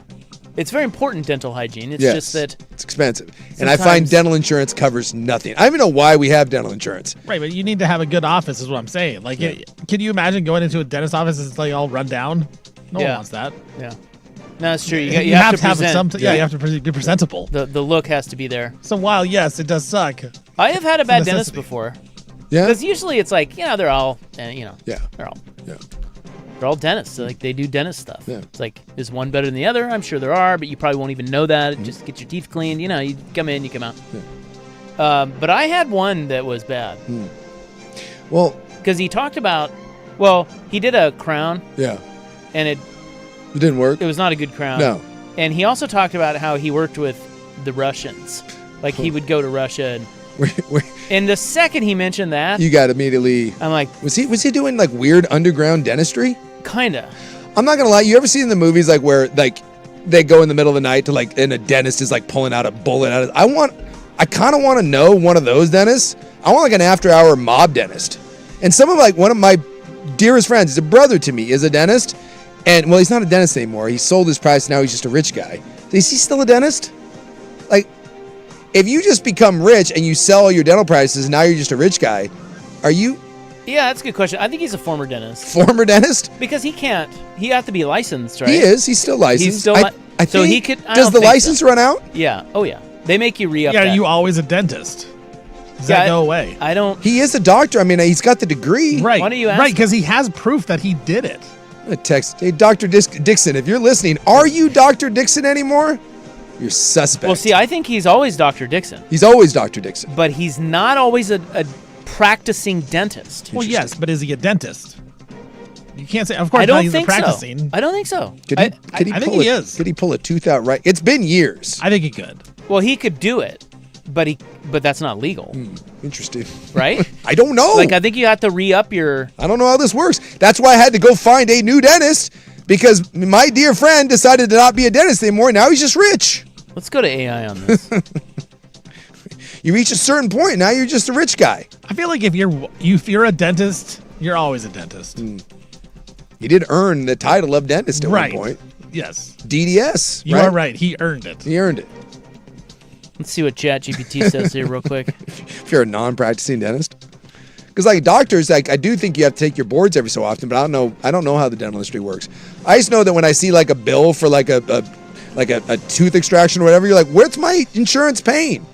Like you get like a $1,400 bill, and then it's like, hey, with insurance, it's now $1,375. You're like, whoa. Okay, so do you know what they bring up here on ChatGPT? What do they bring up? Do people call Michael Jordan a basketball player? No, he's a former player. I think that's their point. Former dentist to the Th- stars, this Dr. says- Dixon? This says professionally, a retired dentist might describe themselves as a retired dentist or former practicing dentist, but not a dentist. But I still call him doctor. Well, he's never loses that, Okay. right? I wouldn't 'Cause think. He got his doctorate. He got his doctorate. Yeah. So I think, yeah, he's. Dr. Dixon, you Because I guess that'd be like anti-dentist Jordan's bastard. Jordan will be a former player, but he's always going to be an MVP. Yeah. Right? Like he'll always have his doctorate, so he'll be a doctor, but he's not. But he's a former dentist, so he's a former player, but always an MVP. Yeah, I like where we're going with that. That's What true. about a teacher? Yeah, once you former stop teacher? being a teacher, you're not. You're yeah, not a teacher. You're not a teacher. You don't teach S. No. The only thing that really sticks with you after you stopped is felon. That never goes away. What about military? Like you're an officer in the military. No, you're a veteran. There you go. Yeah, you're not active military. So Dixon is a dentist veteran. He's a denti vet. But it's Appreciation Day, and I love you. Shout out to you, dentists out there. And if there is a sketchy dentist, please point me. I kind of want to see what a sketch. I just want to go into a sketchy dentist office, like maybe one underneath a bridge, like an after hours. I just want to see it. You know what I mean? Yeah. I'm just intrigued. I've never been to like an underground dentist or doctor, and I just kind of see like maybe it works out of your apartment. I just want to see what's up. That seems so frightening. Instead of like a dental chair, it's just like Cheaper. It's just like a plastic Adirondack chair that you buy at Walmart. I just want to see what's up. Save a little money. Yeah. Yeah, those are cheap. Those are like $30. Yeah. Bless you. Thank you. It is also National Rotisserie Chicken Day. Oh, that's just delightful too. We do have bridge lifts and ships coming in today. Oh, it's Ship Week? Yeah. Oh boy. Fleet Week. Yeah. Oh boy, that means that they're here. The dirty Navy vets are in, and so are the Hoors. Yeah, that's right. They're descending up. Now, when I drive down 82nd, will I notice a reduction in? Yeah, they're all downtown now. Yeah, and the ladies, will they no longer be working 82nd? They'll be down at Tom McCall, or do the Navy boys work their way out to 82nd? Probably a little bit of both, but I think the ladies come to the boys. Look, they have a ship to tend to. Yeah, that's true. That's where they sleep. So what you're saying is take a couple strolls through downtown If over they the don't next sleep with you. Take a stroll through downtown the next couple of days. And you can, as we mentioned last week, you can tour the ships. Yeah. It's free to tour the ships while they're docked. Is Salt and Straw for sale? You ask? I know you asked that. I did. Because I was thinking about buying, not a Salt and Straw. I was thought about just buying Salt and Straw, like in the entirety of it. Yeah? Yeah. You know how much you'd have to pay to get that business? $500 million? Not quite. Okay. $200 million. Dude, that's a bargain. I got this. Yeah, they generate over $100 million in annual rev. I got this. Pretty good. I might decide to buy a roller coaster instead. Maybe Crumble Cookie. There was an article in Reuters, and they were reporting that Salt and Straw was looking for a buyer. They were exploring a sale. Yeah. But Kim Malik, the co-founder of Salt and Straw, has said nay. Oh. They are merely looking for a capital transaction to help them move into the next chapter of growth. They always need money, you know. They're always raising money when you got a company like that. Well, that too, and it's possible your value's all tied up in your stock, so maybe the owner just wants to buy something silly. So you sell some of it and you get a bunch of cash influx. That's what like all the owners do, like in the leagues now. They sell like 25% of their team, and then they get like $3 billion, and then you can go off and do billionaire things. They had pastrami on rye ice cream, strawberry balsamic with black pepper ice cream. The one that I tried that I thought was the best weird flavor was they had the pear and blue cheese, I think it was. And it was... Yeah, that was a good one. It was really quite good. I do think that one needed more blue cheese. Yeah. When I had it. Yeah. The ratio was not quite to my liking. And, of course, I emailed Kim about that. Yeah. It's like, listen here, if you want me to buy this, throw some more freaking cheese in there. But, you know, she sold... The Rock is a Salt and Straw investor now. Did you know that? I did not. Yeah. Dwayne "The Rock" Johnson? Yeah. We talked about it when he invested. She brought in outside investors not too long ago, and he's one of them. If it's good enough for The Rock, it's good enough for me. I never go to Salt and Straw because I will not wait in line for ice cream. I refuse. You can go to the Lake O one.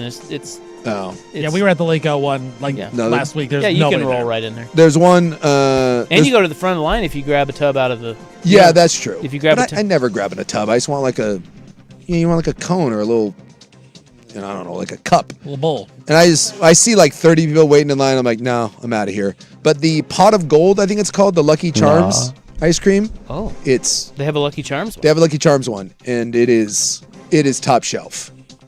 Absolutely delightful. Would you like to hear about Patagonia versus Patagonia? Yeah, I'm confused. Let's do it. Have you heard of this? No, I have squabble? not. I have not. We also have bully crows in town here. Oh, well, that goes without saying. I told you there was a crow war in my backyard a couple summers ago. Did the crows are not to be messed with? No, they are not. They were bullying the star jays, the smaller blue jay things. Dude, the crows dominated in my backyard. That is next on In the News.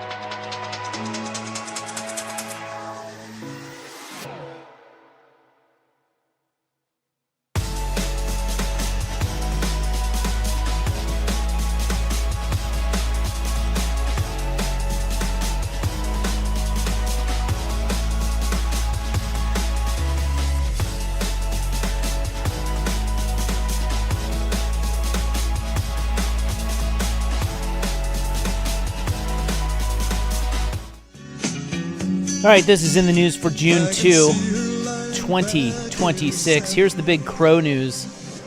Legacy Emmanuel Security is warning its employees after recent crow attacks near the staff parking area. No.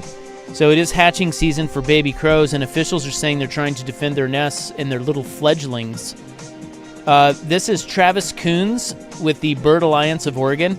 Hey, I think we've dealt with Travis Coons of the Bird Alliance before. Yeah? Yeah, we've talked about him before in the Bird Alliance. He's come up on this program. Well, he's in charge. Yeah. Let me tell you something. Nobody runs a tighter ship No, than the Bird Alliance. than Dr. Coons. How do you get in charge of that? That's a good question. Do you work your way up? Is that a dream? A lot of bird watching? Yeah. I don't know. I think Conservation. it's a passion project, you know. Well, did you see that kid who was like an elementary school kid that did all the bird noises? Yeah. Yeah. That's He's the next in line. He's the future Travis Coons. the kid was flexing on his elementary guys with his bird calls. He says, this time of year with birds that are actually having their offspring have to have already hatched in a lot of cases right now around Portland, and they're starting to explore, and fledglings actually leave the nest, and so you're finding them on the ground. Currently, there is a flyer circulating at Legacy Emmanuel warning employees about the crows and advising that employees protect their heads if a crow is actively attacking. The flyer also suggests facing the birds, as crows will typically attack from behind. Cowards. They also say keep moving. Travis says if you can avoid the area, that's great. If you can't avoid the area, just be purposeful. It's better not to draw attention to yourself or honestly even look at them. They are that intelligent. Wow. Don't look at them, and hopefully they just leave you alone. Well, look, I appreciate Dr. Coons here in the Bird Alliance, and I'm not saying that I want to tangle with the crows. I said, they are very loud in the morning. It can be a lot, but I leave the crows be. That being said, if a crow is attacking you, it's a bird. Just But with that being said, can't you just squat it or grab it? It's a bird. It's like a 3-pound bird. Do we really need? He basically told you to just hope. Hey, hope they don't attack you, bro. Don't look at them, or you're in trouble. Can't you just Dikembe Mutombo that bitch? Aren't you not supposed to like touch birds because they have so many like? Well, you know, crows and their habitats are federally protected, so you cannot hurt the crow. If a crow's attacking me, I can't defend myself? You have to take it. Yeah. You have to take it. Tell you right now, crow. I think we have a pretty good thing going in the backyard. I look the way at you bullying the other birds. I don't mind the noise in the morning. I just shut the window. Tell you right now, you come at me, bird. That protection ain't gonna be worth squat. That immunity that you think you have, no. Sorry, Bird Alliance. That crow's going down. Not in Souk land. Not in my land. There's only one man's in charge of the wildlife, and I decide who lives and dies. Just don't attack me. Come on, crows. So here's more from Coons. He says, this Someone said, don't eyeball me, bitch. this situation is temporary. The babies should be able to fly off with their parents within a few weeks, and then it will be over. But he said, do not harass the crows because they have long memories, they hold grudges, and they seem to know that they have legal protection. Coons said, crows are going to go where they want to go. They're opportunistic, and they might kind of laugh at you. The Bird Alliance of They Oregon know their rights. also said that they have seen an influx of people bringing in baby crows. Officials stress that the fledglings are just learning how to fly, so they're fine if they're on the ground. Just leave them there. Leave them be. Boy, wouldn't that be something? I like that the Bird Alliance guy is basically saying that you have no recourse or chance against the mighty crow. Don't you dare look at them, touch them, acknowledge them. You don't stand a chance. Or you'll get attacked. Unless you have like a slingshot, maybe a tennis racket, or God forbid, like a paper sack that you could put over the crow. Come on, Bird Alliance guy. Let's not act like the crow here is an apex predator. It's not like we have a bunch of flying sharks out there that we need to worry about. It's a crow. Hey, the crow has rights. Well, he is of the Bird Alliance, so he's kind of their agent, if we're being honest. I think he's part of big bird propaganda, He's to be big honest bird with you. propaganda. Yeah. Big bird propaganda. I'm with Souk. Now, if you told me I had like an owl or like hawk problem in the backyard, that's a little more like they got talent. Right. I'm not messing with those guys. No. Dude, I did watch a bunch of crows though peck the hell and kill out one of the Star J things, and it was pretty it was pretty intense. They destroyed that thing. I think I'd like to see you get attacked by a crow. I actually think it would be really fun. Yeah, because I think that crow would own you. Like, well, I just don't think you're going to catch. I mean, he can fly, you cannot. That's a problem. I understand, but it has to get close to me in order to peck me. Zook is swatting everywhere. Yeah, no, like a wild animal. Yeah. I get that. I just think, You know what, Crow? I think what Travis is saying, you don't underestimate the crow. They're going right for your head. You're going right for your bald dome, your scalp. And I don't think you're going to catch him. If I know Zook like I think I do, he will welcome the challenge. Let's set it up. I'm going to put on... Throw a crow in the studio over Zook there. versus crow. Dude, I love the idea of like going to combat. I got like an airsoft pistol in one hand, like a garden rake in another, motorcycle helmet, full shield. What's it gonna? Where are you gonna get me now? I got coverage, baby. You're about to meet your maker. Sack of doorknobs, maybe. Go out there and start swinging. I was saying, you put like a nest with a couple of babies and a couple of mom crows in the studio with you guys. Let's do it. Lock the door. I just love the guy doing the crow. Don't eyeball me, bitch. I think you just take a little hot dog and put it in your pocket. And then when he starts attacking you, toss the hot dog on the ground and No way. he doesn't want your head. He wants the hot dog. The crows are too smart for that. They know. They know. Like he's like, bitch, there's more hot dog out there. I want that dome. Get back over here. I love the idea of like, don't go outside while the crows are out there. Try it again, please. Okay, I'll have to get to Patagonia versus Patagonia tomorrow, as we are out of time. But Patagonia is a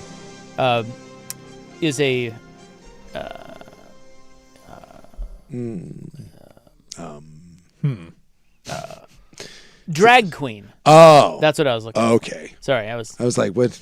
I didn't know where you were going. She's a drag queen. They, and environmental activist. And Patagonia is suing the quality windbreaker. Patagonia. Yeah, I don't think he can do that. And they live in Bend.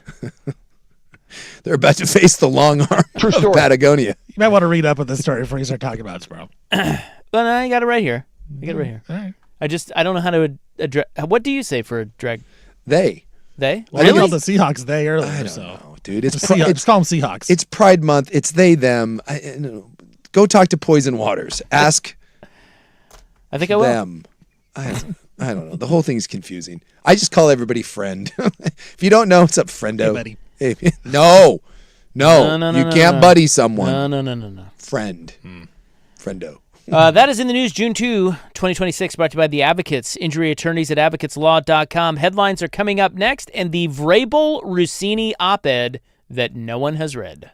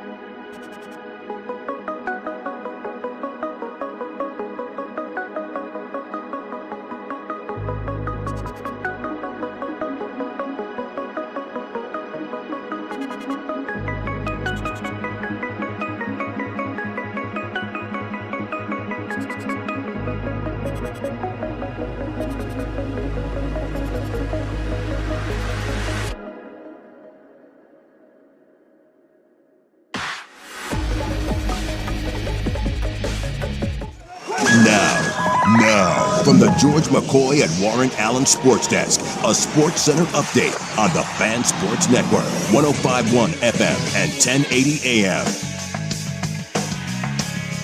First on the Fan, just in a couple minutes here, NHL Stanley Cup Final Game 1 in Raleigh, North Carolina. The Carolina Hurricanes hosting the Vegas Golden Knights. Tom Dundon's Hurricanes a minus 160 favorite in this game in Game 1.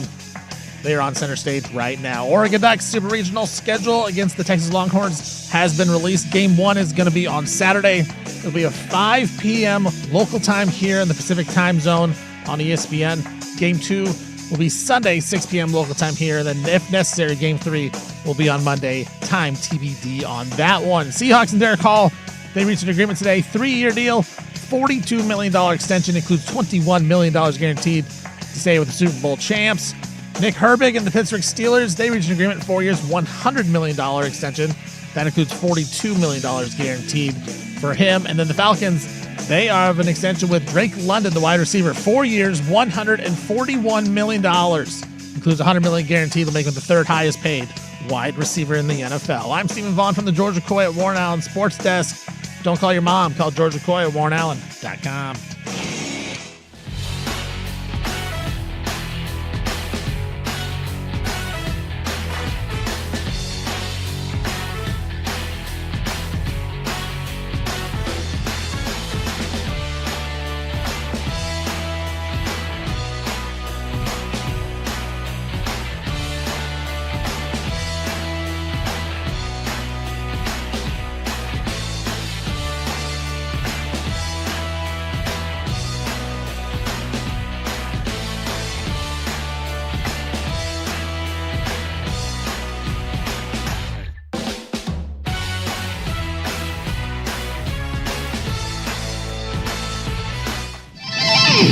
All right, welcome back. Hope you're having a nice little Tuesday.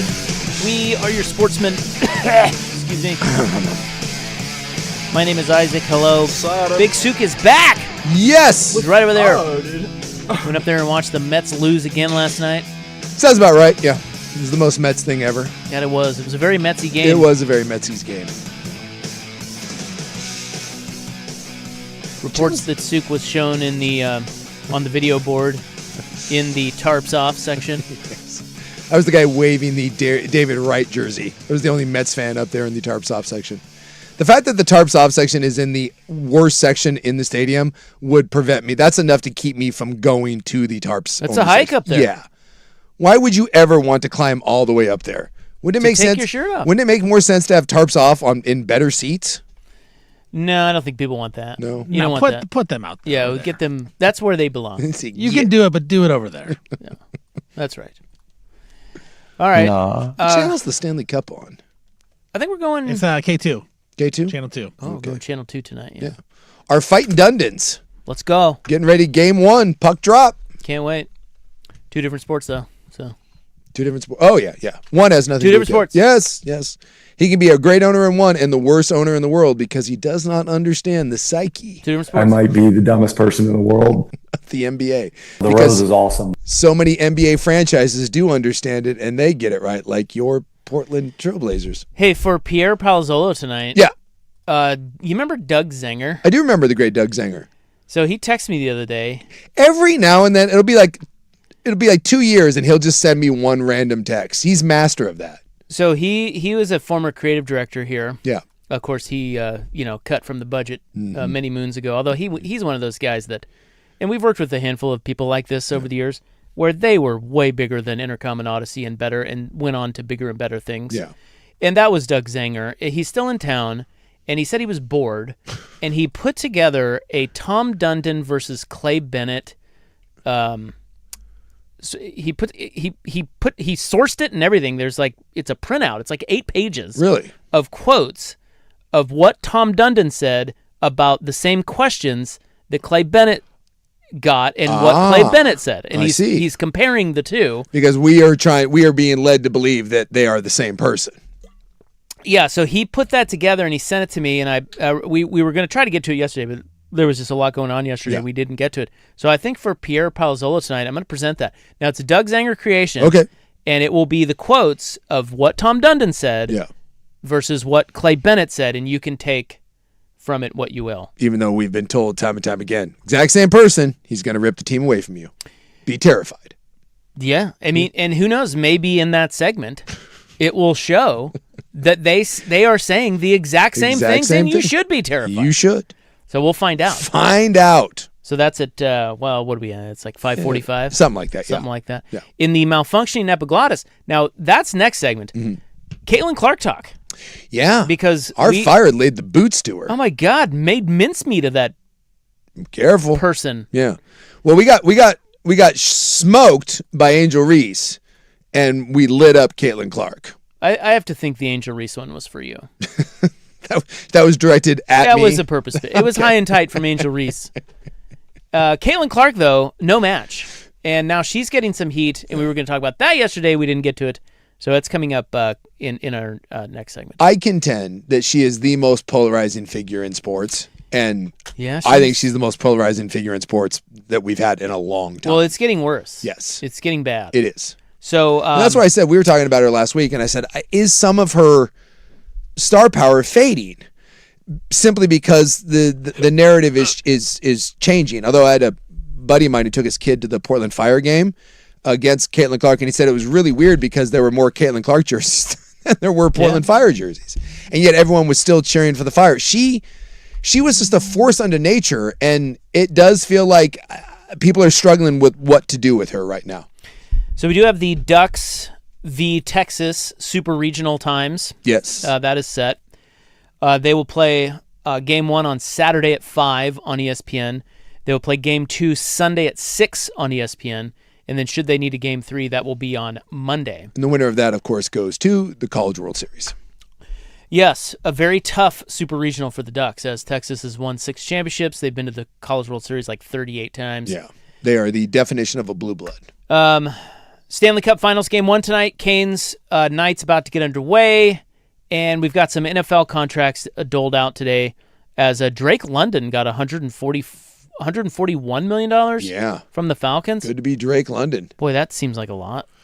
Yeah, just as the salary cap goes up, and we say this all the time, and that it's not about being the best receiver, it's just about being the next receiver. Every time the market gets reset because the cap keeps going up, you see guys sign big extensions. And Drake London's a fine player. I don't think anyone's going to confuse him with, one of the top 3, players at his position, but that becomes the going rate for a number 1 receiver in the NFL. 4 years, 141. And then the Steelers locked up. He's the 3rd highest paid receiver now, behind Jackson Smith and Jigba, who just signed his deal, Jamar Chase, and then Drake London. But he now makes more than Justin Jefferson and CeeDee Lamb, and that's simply because he signed his contract after them. The Steelers extend Nick Herbig $100 million for that dude. It's good to be in the NFL right now. Guys getting paid. So there was an op-ed that landed with a thud, and it was about the Diana Rossini, Mike Vrabel scandal. Mm-hmm. The affair. Yeah, for a while. I mean, there was about like 3-4 weeks there where it was the off season. It was like the number 1 story in the NFL. It was hot. Yes. No longer hot. Nah. It's kind of fizzled. I see there's one guy like online. He's like some reporter that he keeps trying to make it happen. He's determined to try to keep this thing going. What do you mean? Why? Oh, I just like. What does that mean? There's an NFL reporter that I follow, and I think he's one of those guys now that's gone independent. I'll see if I can find his name. I think he wrote for like ESPN. Now he's on his own. He writes about it every single day, and he claims that it's not being covered. It's just he's like, is there news or what is he? Oh, he just thinks that people. He's really bothered that the NFL media, the big time NFL media, and the NFL itself ignored the story. Yeah. So and he's trying to, and he's like, now AJ Brown's on the Patriots. Let's we just forget it. Yes. Well, I will say he's not wrong. Yeah. And so I see what he's trying to do, because it is true that no one really wants to get to the bottom of this. No, because it uncovers something that's very uncomfortable, and that is that a lot of players and coaches and reporters sleep together. They're all horny. They're all horned up. I'm not going to say all. No, it's definitely not all. But it is not uncommon. So here's what happened. Chrissy Floyd, I think is her name, or is it Freud? I think it's Floyd. She's the one who got fired by USA Today. Yes. For coming out and basically saying, yeah, we all knew this about Rossini right when it first happened. Yeah. So and they basically said, shame on you because it makes it harder for legitimate female reporters. Yeah, so they fired her. She wrote an op-ed for Daily Mail, and she exposed the culture of corruption in the NFL, but no one's paying attention to it. She named names. I don't know if you saw this. I did not see this. Yeah, see, it's like no one cares about this. No, I didn't see this. I remember when she got fired, we talked about it, but I did not see her op-ed. Well, when she got fired, she did say, hey, I'm going to come out and I'm going to tell you, I'm going to give you some dirt. Yeah. Well, she did. She put in this article, Sean McVay, Nick Caserio, who is the Texans GM, and Sean Payton as all Rossini conquests. Yeah. Well, there's a legendary story of, and it's pretty common knowledge. I'm trying to remember who the other reporter is, but Diana Rossini and another NFL reporter getting in a fist fight outside of the Commanders team hotel because they were both having relations with Sean McVay. I mean, that's like a legendary story that's out there. But again, no one in the NFL media wants to cover it. So she put D'Angelo Hall in there too. Yeah. She says at least a half dozen female reporters have told her that they have done it with NFL staff. Yeah. She adds that it's not uncommon to trade sex for stories. And that's the whole point of her piece is no one wants to get to the bottom of this, but I'm telling you, this is common. And she's right. Yes. So she's a whistleblower, but nary a whimper about her article. No one. I didn't see it. Yeah, well, no one's covering it. Like, and I'm sure the NFL has a lot to do with that. Yes. But at the same time, I do think there's this element of, like, if she's saying that these female journalists are coerced or even forced, that's one thing. Yes. But if she's saying that people in and around the NFL are just horny and are willing to risk their careers to do it and go the easy route, I just don't think that resonates with people. I feel like, I don't know, call Ripley's. Yeah, I think the problem becomes this is the whole Me Too movement, right? So if I'm a female actress and a bunch of other female actresses are servicing producers on their own to get roles, and I'm trying to exist in a world where I'm just trying to get it on my own merit, this is where I'll push back. That makes it incredibly hard and puts me in a very compromising position to where it's either more challenging to do my job. I feel there's an expectation to do something to do my job. This is why that was Chrissy. What's her name? Is it Freud? I think it's Floyd. Floyd. She's the one that said, shame on you, Diana Rossini, because it makes hard for people like me to do my job because there's that expectation. And if athletes and coaches expect that is on the table, or if you want to get ahead, or someone is getting ahead in your profession because she's willing to hand out sexual favors and you're not, I do think that is a major problem, and I don't think that's two consenting adults. Well, no, listen, I'm not saying it's not a major problem. What I'm saying is I just don't think people this is why it's not resonating with people was my point. Is people just like, how many high-level CEOs have ruined their marriages and their careers and in some cases their lives because they can't keep it in their pants. Yes. So I think what people do is they just look at this and go, well, okay, if Diana Rossini wanted to risk her career to screw Sean McVay and Mike Vrabel, I just don't think there's enough teeth to that for a lot of people. And so the real truth of what she's trying to say is going to get lost. See, I think it's more that it's not necessarily resonating. I think it's more that people are refusing to cover it because they don't want to. There's too many people that are feeding to the trough and no one wants to bite the hand that feeds it. And so I think that's her point, and I tend to agree with her that there are a lot of reporters and sideline reporters and people that are doing this, and a lot, and more so coaches and executives and players that don't want this crap out. And I think they're doing a great job of trying to bury it. I tend to side with her. I mean, I do see where you're coming from, but if people were aware that a big-time report, like when Joy Taylor had it, that was big news. Joy Taylor was sleeping her way to the top. People cared. When Diana Rossini got caught with this, people cared. If people started naming names and this stuff started getting out, people would care. I believe that. And I think leagues and teams are trying to do their very best to ensure that it doesn't get out. And I think there's a lot of people with a lot at stake. And I do. I hope she starts naming, when she starts naming names, I hope other people do it too. I think these reporters and I think these coaches should be called to the carpet because I do think it's wrong. But don't you think we're only going to care until the NFL season starts? Well, until that first preseason game, and then we're like, oh, cool, football's back on. Look, I always say this, right? That perfect is the greatest enemy of better. Right? Yes, maybe not everyone cares and it doesn't take everyone down, but if it leads to a world where female reporters aren't expected to sleep with players or don't have to have that sort of pressure, and that this becomes a stigma that actually is a line that you don't cross, then then I think it's worth it. And I think these people should be called to the carpet. But I do think it's kind of creepy, and we've seen it. When you go down to a media day event and the coaches have a private event on at the Pac-12 media day, and the only people that are invited to it and the members of the media are young, pretty reporters. Yeah, like that's what's going on. And I think it's a shame. I do. And I think more people should be called out. And so I applaud what she's doing. I just don't know if she's got the voice. And I just don't know if there's anyone that's willing to crack the establishment. And by the way, this goes both ways. It's like the Adam Schefter stuff. Adam Schefter does things that are just as sleazy. They're just not sexual, I don't think. He does things that are just as sleazy.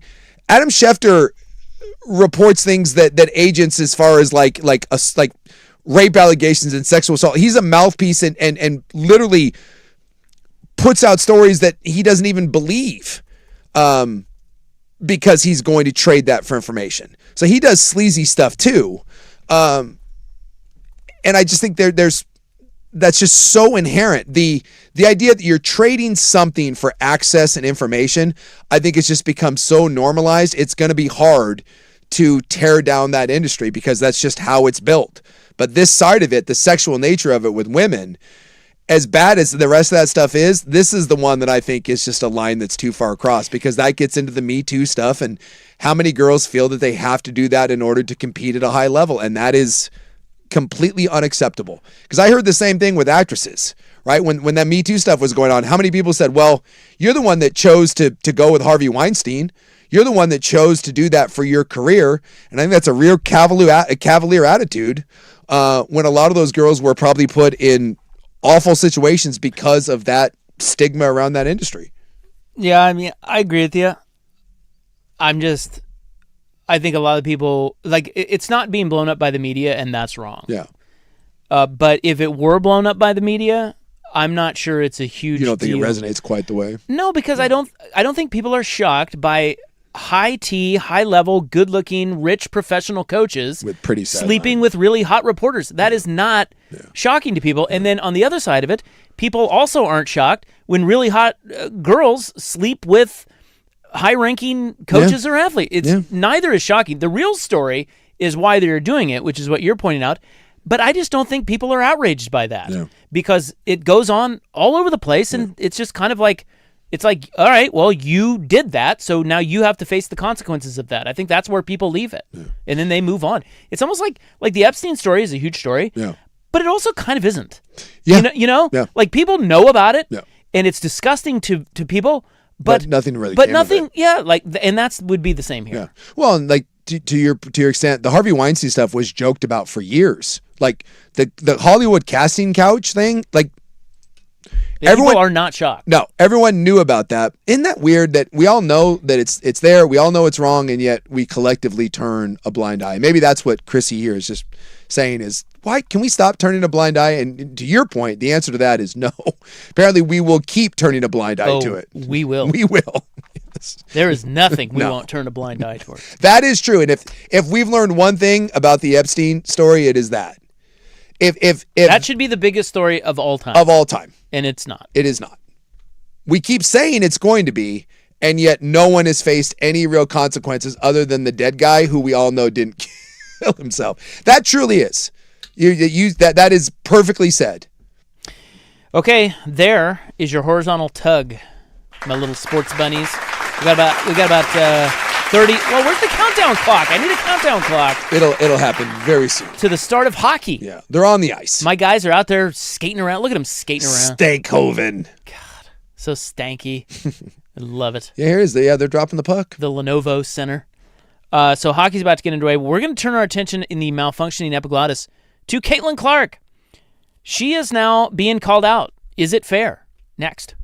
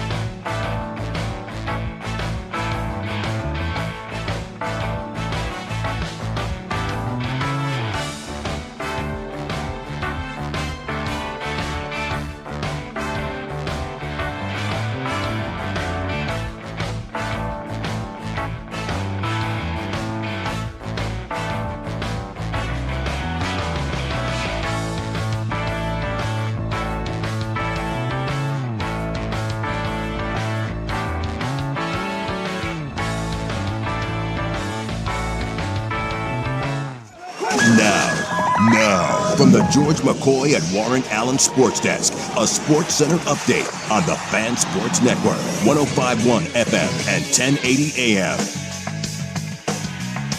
First on the Fan, NHL Stanley Cup Final Game 1 just underway, and 30 seconds in, the Hurricanes get a goal there of 1-0 real early on over Vegas. As this series continues to go deep, we'll see what Tom Dundon, if he can get his Stanley Cup championship.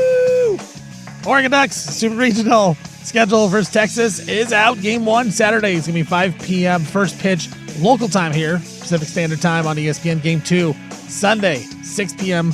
Pacific Standard Time. Then Game 3 is, if necessary, on Monday. TBD on the time. Seahawks and Derek Hall, they have reached an agreement today. 3-year deal, $42 million extension for the edge rusher. Includes $21 million guaranteed to stay with Super Bowl champs. Nick Herbig and the Steelers, 4 years, $100 million contract extension for him. That includes $42 million guaranteed. And the Falcons and wide receiver Drake London agreed to a new deal as well. 4 years, $141 million extension, $100 million guaranteed.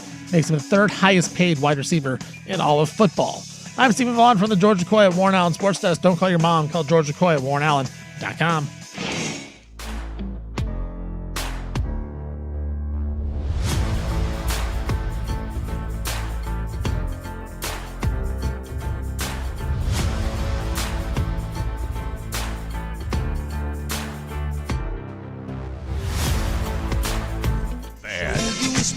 All right, Tom Dundon v. Clay Bennett. Next segment, Pierre Palazzolo. Our Hurricanes already up 1-0, dominating the first 5 minutes. Yeah, they look real good. They got to jump to their step, and Vegas is the fresher team, but Carolina came out with a little sauce in there. A little sauce in their dog. They haven't showed Tom Dundon yet, but I assume he's there. One would think. He was at the clincher in the conference finals, but they don't really show him. They don't show him. Well, like, I don't know if it's this way. They don't do it in baseball. NFL, we get owners. NBA, you get some. But Major League Baseball, you never see the owner unless there's maybe 2 or 3 of them. In hockey, never. All of the hockey you watch, you never see the owner. It's just not a thing. I'm okay with it. Yeah. Well, it's weird how some, like, why do owners, for the most part, even become a thing? Like Jerry Jones. Well, I think in the NFL. In the NFL. They're. I mean, yes. They are the league. I mean, not that owners aren't the leagues in all of these, but NFL owners they're another level of power and sort of influence. Yeah. Like, dude, they are, like, if you were to name the most influential people in sports. Yeah, it's NFL owners. Or soccer. Yeah. But like in the NBA, I mean, you got James Dolan and, like, I mean, Mark Cuban was a big one, but for the most part, can anyone and like, you know, Buss is gone. I mean, I just don't think there's many NBA owners that people know. Major League Baseball, you know, can you I mean, I know mine because he's one of the richest guys in the sports, but it's I couldn't pick the Royals' new guy out of a lineup. Yeah, and a lot of times now these owners aren't even, I mean, they're part of a conglomerate, right? That they own pieces of the team. All right, now for the malfunctioning epiglottis, we discuss Caitlin Clark because she came to town over the weekend. She got slapped. Our Portland Fire. Yeah, we made mincemeat of her. Yeah. She had like one of her worst games in her career. A surgical dismantling on national television. And now she's being called out. Now, I guess, now Stevie Fire, did you say you were there? Or you were just watching it? No, I was, I mean, when there was a break in the NBA game, I would flip over. Oh, that's right, because we were watching Game 7. Yeah. Kind of a big deal. Even though I am Stevie Fire, I was not watching Even Fire. Stevie Fire. You were Stevie Game 7? I was Stevie Game 7 on that one. Yeah. Well, I guess Caitlin Clark got into it with a coach on the bench. Yes. Is that what? Yes. And they've both. Caitlin Clark has come out and said that they're all good. She loves her. She'll ride and die with her. But yeah, there's a lot of people claiming that there's friction and that it's just the Caitlin Clark thing. And it's inevitable that when there's such a star and it was so disproportionate to the rest of women's basketball that there's going to be some backlash. And I think you're now starting to see the backlash swing the other way. So Carrie Champion, who's on ESPN, said the more we get a chance to see these glimpses of Caitlin Clark, I'm like, I don't like you. Yeah. I don't like the way you behave on the court. And the league is positioning you to be its superstar because you are, And with leadership comes certain responsibility. And if you don't want that responsibility, I understand that. But the way that you behave, this entitlement, the way you're talking to your coaches, you enjoy that. So if that's what you enjoy, if you want to be the villain, if you want to be the tough person, then let that be, because we're coming at you the same way we could come at anyone else. And her fans need to recognize that. She chooses this behavior. That's from Carrie Champion. I thought that was interesting. She is covered. Like I said, she's the most unique thing in sports because she came along in a sport that had been fighting for decades to be relevant. And whether anyone wants to admit it or not, and I think this is the source of a lot of this bitterness from the champions of the world here, she's the reason why people paid attention to women's basketball. She's not the only reason, but she is standing on the shoulders of others. But make no mistake about it that Caitlin Clark in college gave rise to what women's basketball has become the last couple of years. And there's people that are upset. Diana Taurasi said this when she came into the league, when they left her off the Olympic squad. Angel Reese has certainly had something to say about this. A lot of the Las Vegas Aces players, including, a lady. How many has Asia Wilson won? 3 MVPs? Yeah, that sounds about right. She's been, pretty needily about this, that they don't feel that she deserves the attention. And she kind of doesn't. And now you've got media types that are going at her, and she is getting scrutinized and nitpick. And now people are saying she doesn't play defense. But wait a minute, it's not unfair. The criticisms are not unfair, although I agree that there's probably a lot of it's jealousy, bias towards her. Yes, she's not like she's a turnover machine. I've heard from you guys. I don't watch her, or I haven't watched her, but I've heard from you guys she's not even the best player on her own team. She might be, she might not be, whatever it is. But I looked it up because she averages over 5 turnovers a game, which is a lot. But everyone will show you, she averages 8 assists, she leads the league in assists. Well, her assist to turnover ratio, she's 50th in the WNBA. Yeah. That's not very good. Yeah, and now she's gotten in multiple fights with her coaches on the bench. On the bench, yelling at her coach. They're saying she's complaining about officiating, although that's the entire NBA. And her defense is atrocious. Yeah. Like the Fire singled her. The Fire literally were trying to just go at her one-on-one and attack her, and the Valkyries did it the game before. So teams are figuring out, we can just attack her, and it's going to make her get in foul trouble. It's going to get her out of the game because she starts yelling at the refs, starts yelling at her coach. And so, she's a really good player, obviously, but she gets a lot of hype and a lot of attention that isn't deserved for her on-the-court play. And so it's interesting because you have a reporter now calling out saying that the WNBA is treating her with kid gloves and that they're using her as a star, and you have a whole other set that are saying that the WNBA is purposely trying to beat her up, that they're letting the officials beat her up, and they're not marketing her, and they want to try to spread it around as opposed to leaning into the hype around Caitlin Clark. She's getting it coming and going. That's why I said she is the most unique story to come along in sports in a long time, where you have a marginal sport that a singular person is responsible for kind of leveling up, but the talent she's not the best player in the league, far from it. And now you're getting hate from both sides. You're getting hate from the you're not leaning into her enough, and that you're leaning into her too much. And look, I don't know enough about women's basketball to say how great Caitlin Clark is or anything like that. I'll just say that I think she has handled it with amazing grace. I think the way she's handled herself, she does not bite back at people. I'd never heard her give an interview that hasn't been classy. I think she has handled this about as well as anyone could, and I don't know if there's another athlete in the last handful of years or even 10 plus years that has had to handle the level of scrutiny. Maybe LeBron, when he came into the league, had to do this, but LeBron was a singular talent that, within a couple years he was the best player in the league. She's not.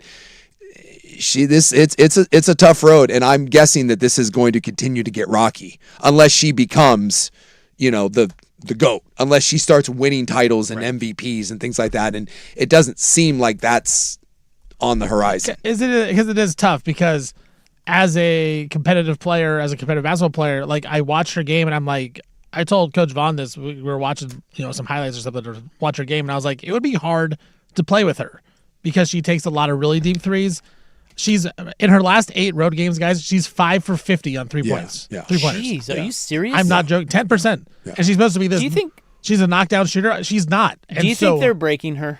It's possible. It is possible. I feel like there's a mental element of this. And she said, they've already sat her out. Did you see one of the Fever reporters got the credentials pulled? Yeah, I did. So when she didn't play in Portland due to management or a back injury. He had the story right, and they yanked his credential due to unfair and inaccurate reporting. And he just simply said that because of the injuries that they're going to try to, kind of monitor a little bit. So even the Fever organization doesn't know how to handle her. I think the physical toll is being taken on her, and they are rough with her. When you watch it, dude, that league kicks the crap out of her, and that league does not protect her. She does not get. That's the one thing I do know. She does not get favorable treatment from the officials. That league and the girls in that league are out to prove a point. They are out to make her kiss the ring, and she gets her ass kicked night in and night out. So I think physically she's beat up. And to your point, Rob, I do. I don't know how this doesn't take a mental toll. I don't know how this doesn't. And is she married? No. She has a boyfriend, though. Yeah. Wasn't he? He was an Iowa basketball player, I want to say. Is she white? Caitlin Clark is white. Yes. You throw the racial component on that, too, and that's a big part of it a lot. as well. Yes. The fact that she is white, again, she gets it from both sides because she gets it from people saying the only reason she's popular is she's white. And yeah, she's married. She's married? Yeah, they got married. Okay. Yeah. Same guy. Last year. Okay. Yeah, his name's Connor McCaffrey. Yeah, it's Luke McCaffrey, the coach, the old Iowa coach, is his son. Nice. On a completely unrelated note. Are you No. Just squirreling on us? I think it's the Cleveland. One of the Cleveland Browns tight ends is 24, and he's dating his position coach's daughter, who just graduated high school and turned 18. I saw that. That means they started dating when she was like 16. Anyway, I think it's really sexy. I thought that was kind of like but she's married, but she gets the racial component. Quite ick. Yeah, but apparently the coach, they love him. So, anywho, she gets it. Being said, she gets the racial component too, because a lot of people, say she's only popular because she's white, and then a whole group of other people say that basically people hate her simply because she's white, and that they don't want a white girl dominating the league. And I do not know how she stands it. I hope she has a great team around her. I hope she talks to someone about it. Find me someone in the last 5 to 10 years that has this kind of media scrutiny, attention paid to them, and just everything they do picked apart the way Caitlin Clark does. She is the most scrutinized player in sports. Because the media, again, it's the media's fault. The media created this whole thing of Caitlin Clark against Angel Reese, Caitlin Clark being white, going against everyone else, and it just snowballed into something so big. Yep. But remember when she had Iowa, it was fun. It was fun to watch her in a breath of fresh air to see this and say, oh, women's basketball is on here. And now she's being propped up as just like a political thing so much. And it's just, like you said, she's handled it so well. And I'm not even not a big Caitlin Clark fan. I think she's a little overrated. But that's just all on the court. And so, like, I view it as a basketball player, but I can't even imagine what she goes through and how she's been propped up as, as just such a political figure in a thing that she doesn't want to do. I just didn't understand when she was getting popular. I've never seen people who were desperate to get people to pay attention to their game try to do more to hurt their game than the WNBA by tearing her down. She was such a rising tide lifts all boats. And I really do think that the league and the players really botched that in a lot of ways. And yet here we are with way more attention and way more growth. And it feels to me, I said it like last week, it felt like her star was fading a little bit.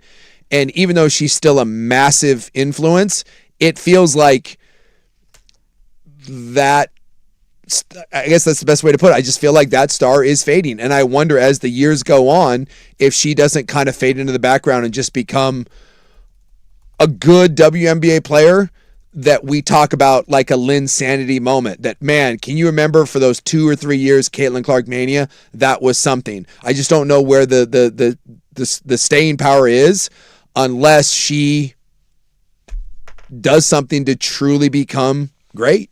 I think you said find an athlete that's had that kind of scrutiny. I think that's LeBron level. Yeah. I think he's certainly had that. Yeah, that's right. And he's always had it. Yeah. Tiger Woods has had this. Yep.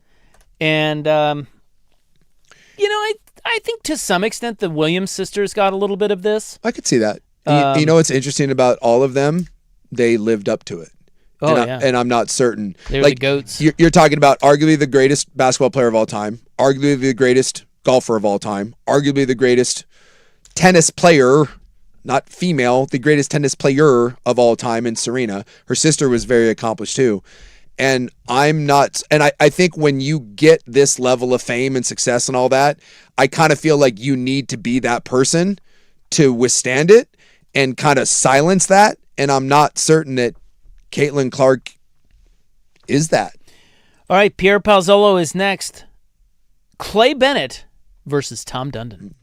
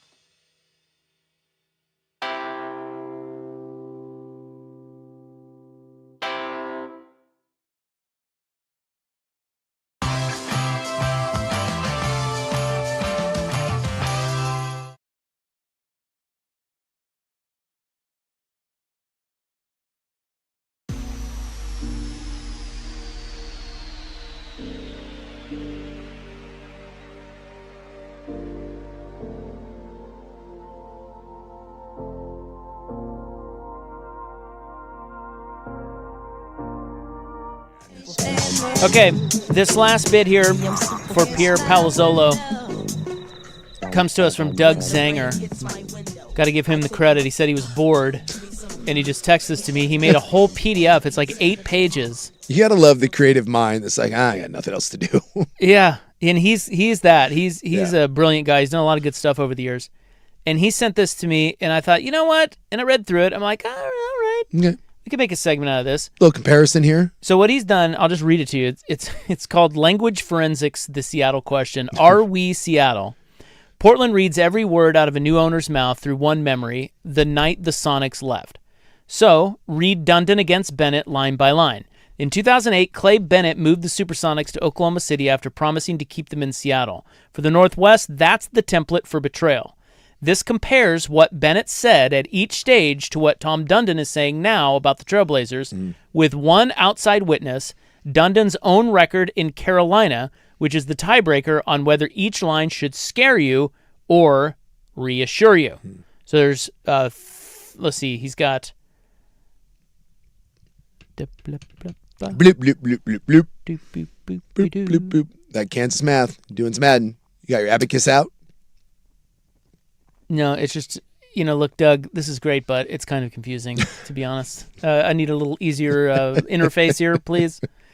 So he says, the tell, Bennett's betrayal had a sound, a warm affirmative promise to stay. He said, quote, I'm a man possessed, end quote, that turned out to be cover. Listen for that same note in Dundon and you won't find it.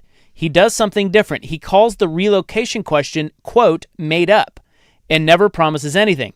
The danger isn't that Dundon echoes Bennett, it's that he's harder to hold to account than Bennett ever was, because Bennett at least made a promise to break. So line by line against Seattle, 5 moments where Bennett said something Seattle later regretted believing, paired with what Dundon is saying in the same situation. So I think this goes down the road of when Nick Saban's like, fine, I won't be the next coach at Alabama. Like, beware, or you get the dreaded, I have total faith in the coach, and then like a week later, he's fired. And by the way, he sources all of this. Yeah. Like, he worked hard on this. He had a lot of time. I guess so. Is he unemployed? I Like, don't what know. are you doing, Doug? He's self-employed.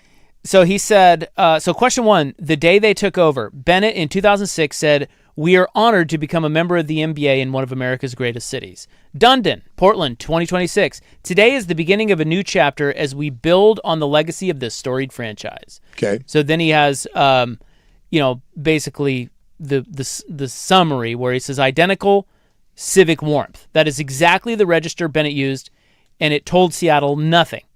On day 1, the two are indistinguishable, which is the whole point. The opening statement is never where the truth lies. Okay. Question 2, will you keep the team here? Bennett, Seattle, 2027. I'm a man possessed. We'll do everything we can. Thanks for hanging with me, boys. End quote. Dundon, Portland, 2026. Quote, anything that people write or say, it's just made up because nobody has spent any time on that, end quote. Yeah. Okay, so it's different, Yeah. but not safer. Sure. He says, here the two men split, and it cuts both ways. Bennett overpromised. That promise is what later hanged him under oath. Dundon refuses to promise at all. He calls the question fake. There's no pledge to break later, which means there's also no pledge to hold him to. And then if you go to Carolina, Dundon, the same thing occurred, and he said Dundon used the same it's made up denial in Raleigh, yet a Sports Business Journal profile confirms he did contemplate relocating the Hurricanes when he bought them in 2018. The denial is not proof of intent to stay, it's just how he talks while he negotiates. And I think that's fair. Sure. I think that's actually Makes fair. sense.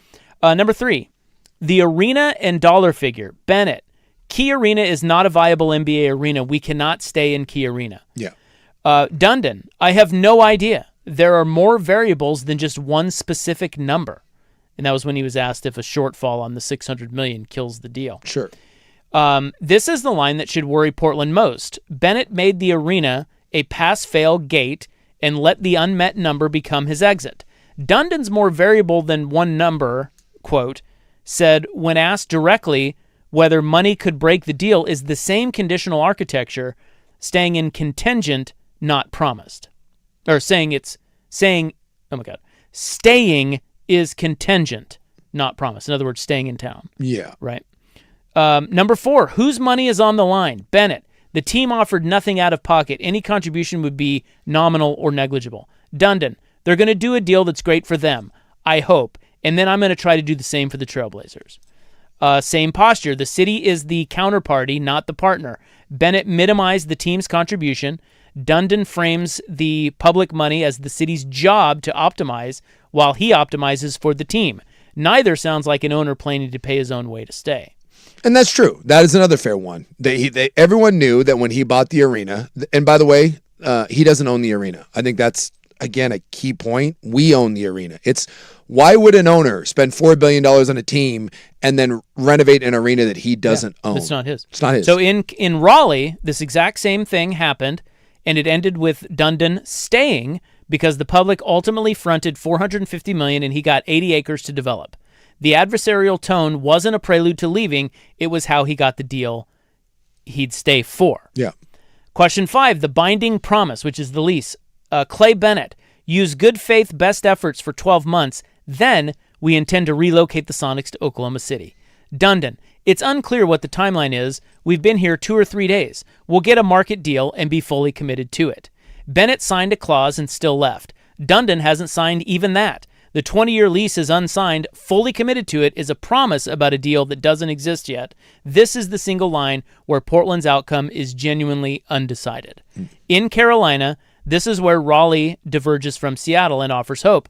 Once the public funding closed, Dundon did sign a 20-year lease to 2044 and only then said the clean line he still hasn't said in Portland, and that is, we want to stay. Mm-hmm. The signed lease, not the speeches, is the moment the fear ends. I think that's all a fair thing. The one that I keep going back to is Sprague had Bill Orm on last week in one of a deliciously awkward interview where Orm got pissed at Sprague. It was great. Defending his reporting, and I totally get it. Bill's going to defend his reporting. He's been a reporter for a long time. But Bill laid it out. When it is a city-owned building, and when Tom Dundon and his group bought the Blazers, they already had done the work and were told by the state and city officials that the deal was agreed to. Tom Dundon bought the Blazers with an understanding that the 600 and whatever million was a done deal and that it would be quick and that within a matter of weeks, apparently, of buying the Blazers, the deal would be signed off on. He would sign the lease extension, and that's been put to bed. And when he bought the team, and he even kind of referred to this, he goes, well, they might want to go back to the table and look at that. The state came through, but so far the city and the county have not. And Bill kind of said that that is right now the biggest issue. And so to anyone saying that he intended to move the team, that couldn't be more false. He had an understanding, an agreement by all parties. If anyone broke the agreement, it's not Tom Dundon and his group, it's the city and the county. So ultimately, you have to come down to the idea of, is he now out of bitterness? Is he now out of spite? Is he going to say F this and move on? You can make that argument. I don't believe it, but you can make that argument. But the argument that cannot be made is that he's Clay Bennett. Clay Bennett, when he bought the Sonics, had already tried to move the Hornets to Oklahoma City for 2 years. They had an empty arena sitting there that he wanted to move a team to.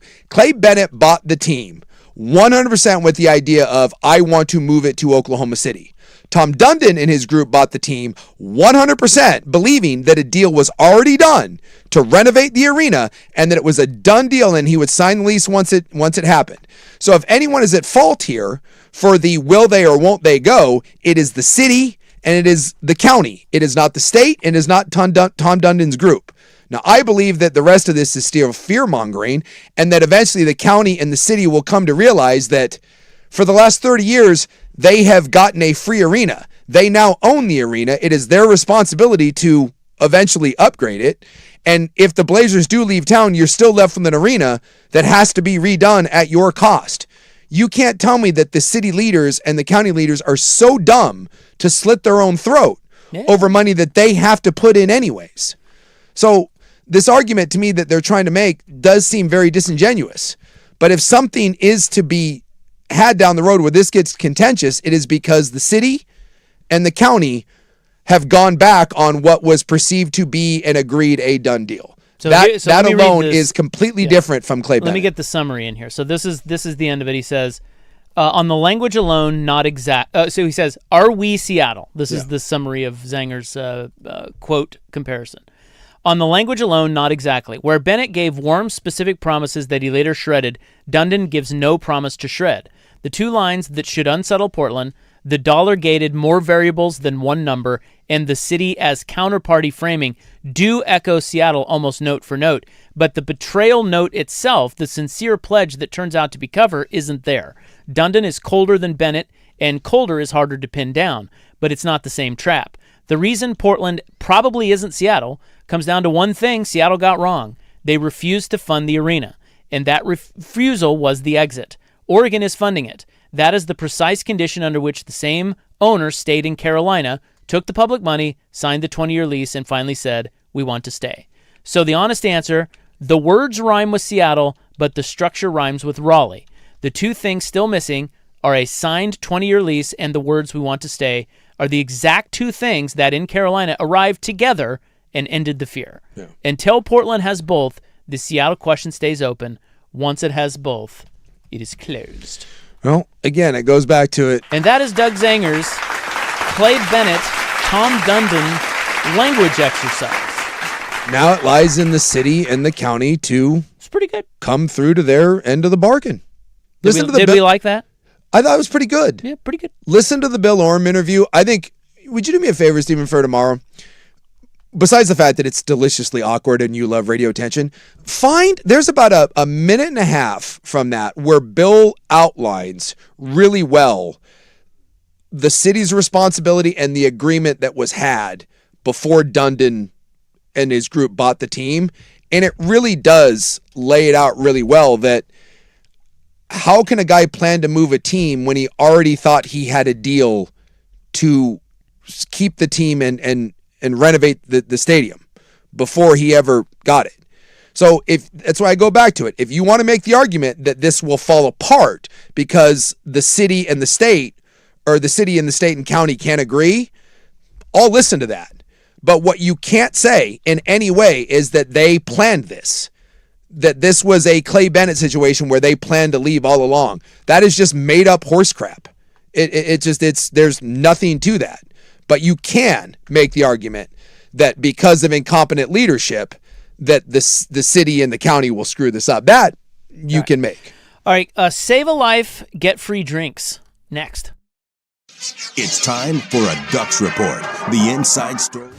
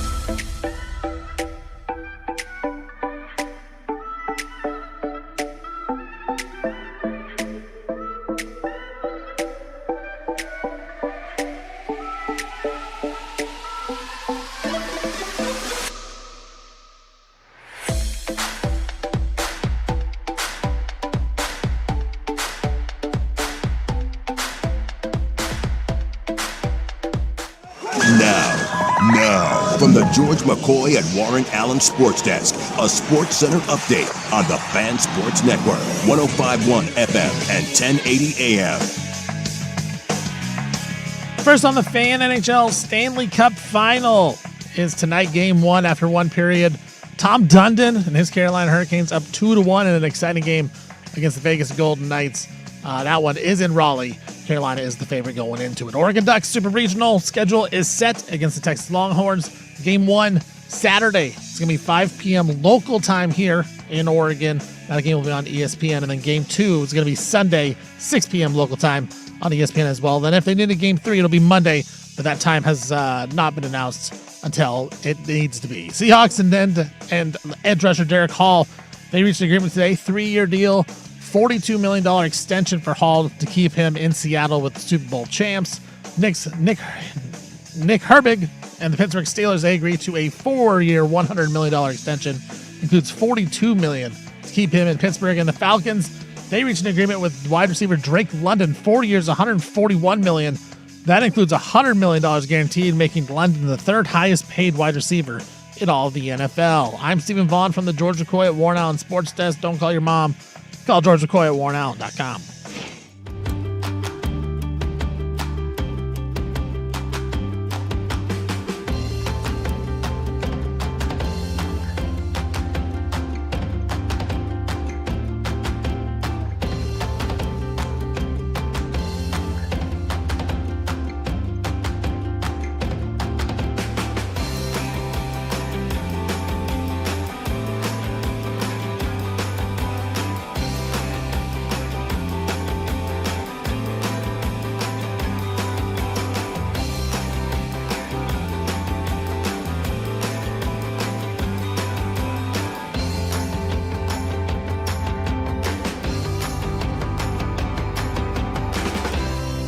To arrive at these political compromises. Yeah. Google me, bitch. Oh no, oh no. Well, my. Yeah! Loophole! Loophole! Loophole! Loophole! What does a giraffe sound like?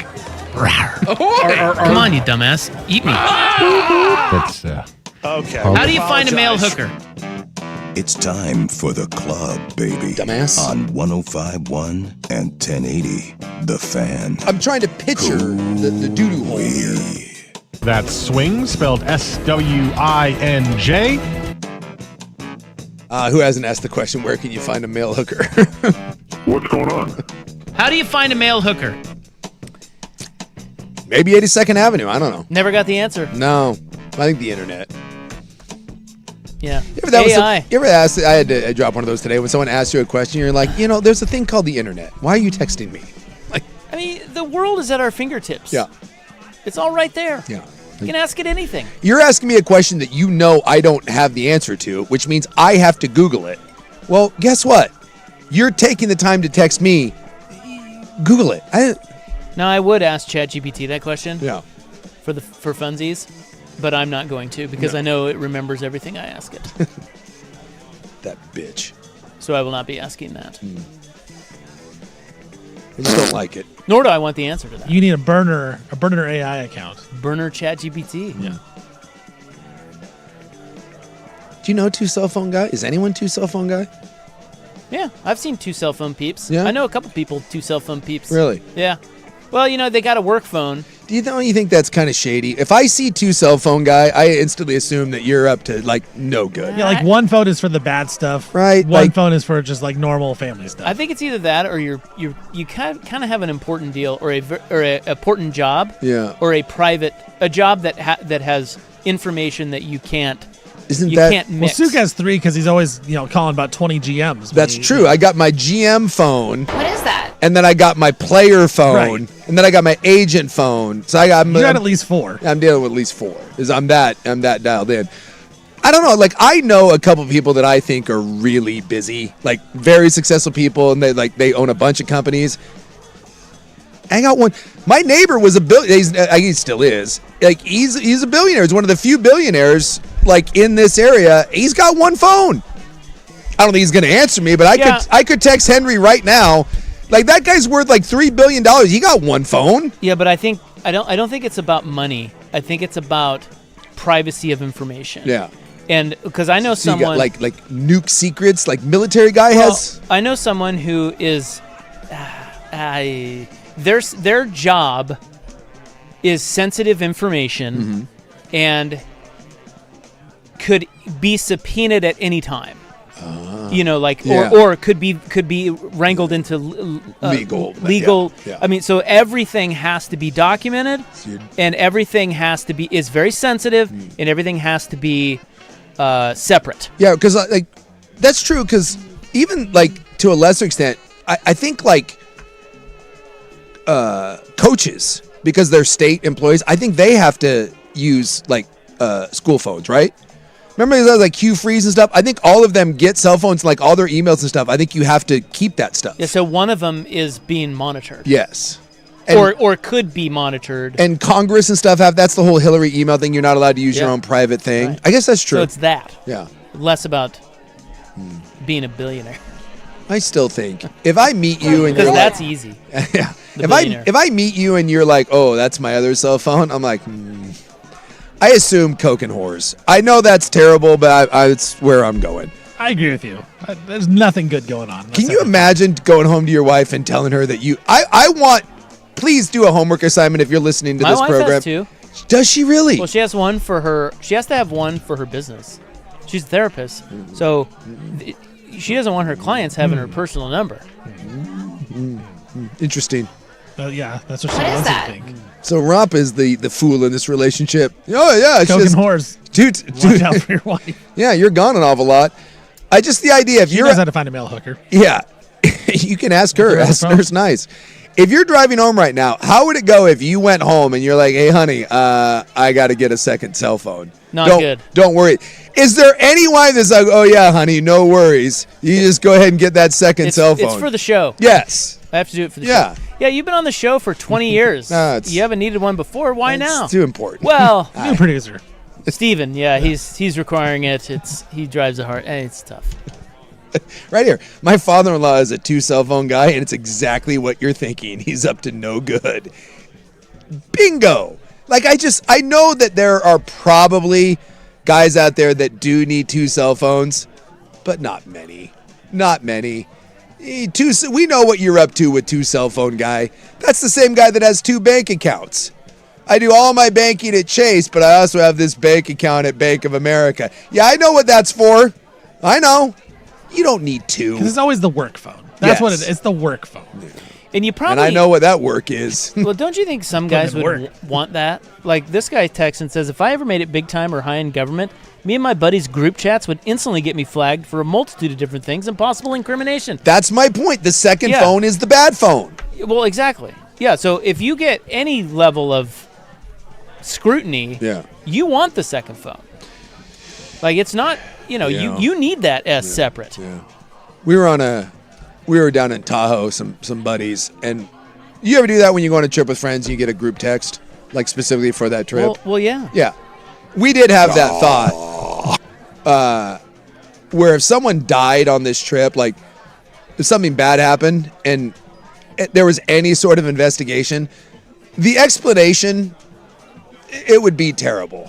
Like, your friend goes missing or whatever, God forbid, it pulls a hangover, and the cops are like, well, all right, what was going on the trip? And you're like, nothing standard, golf stuff, and they're like, I really need the phones. You're going to be like, let me start my 12-part explanation about what you're about to see in this text thread, because I know it's going to look bad, but I swear to God, nothing.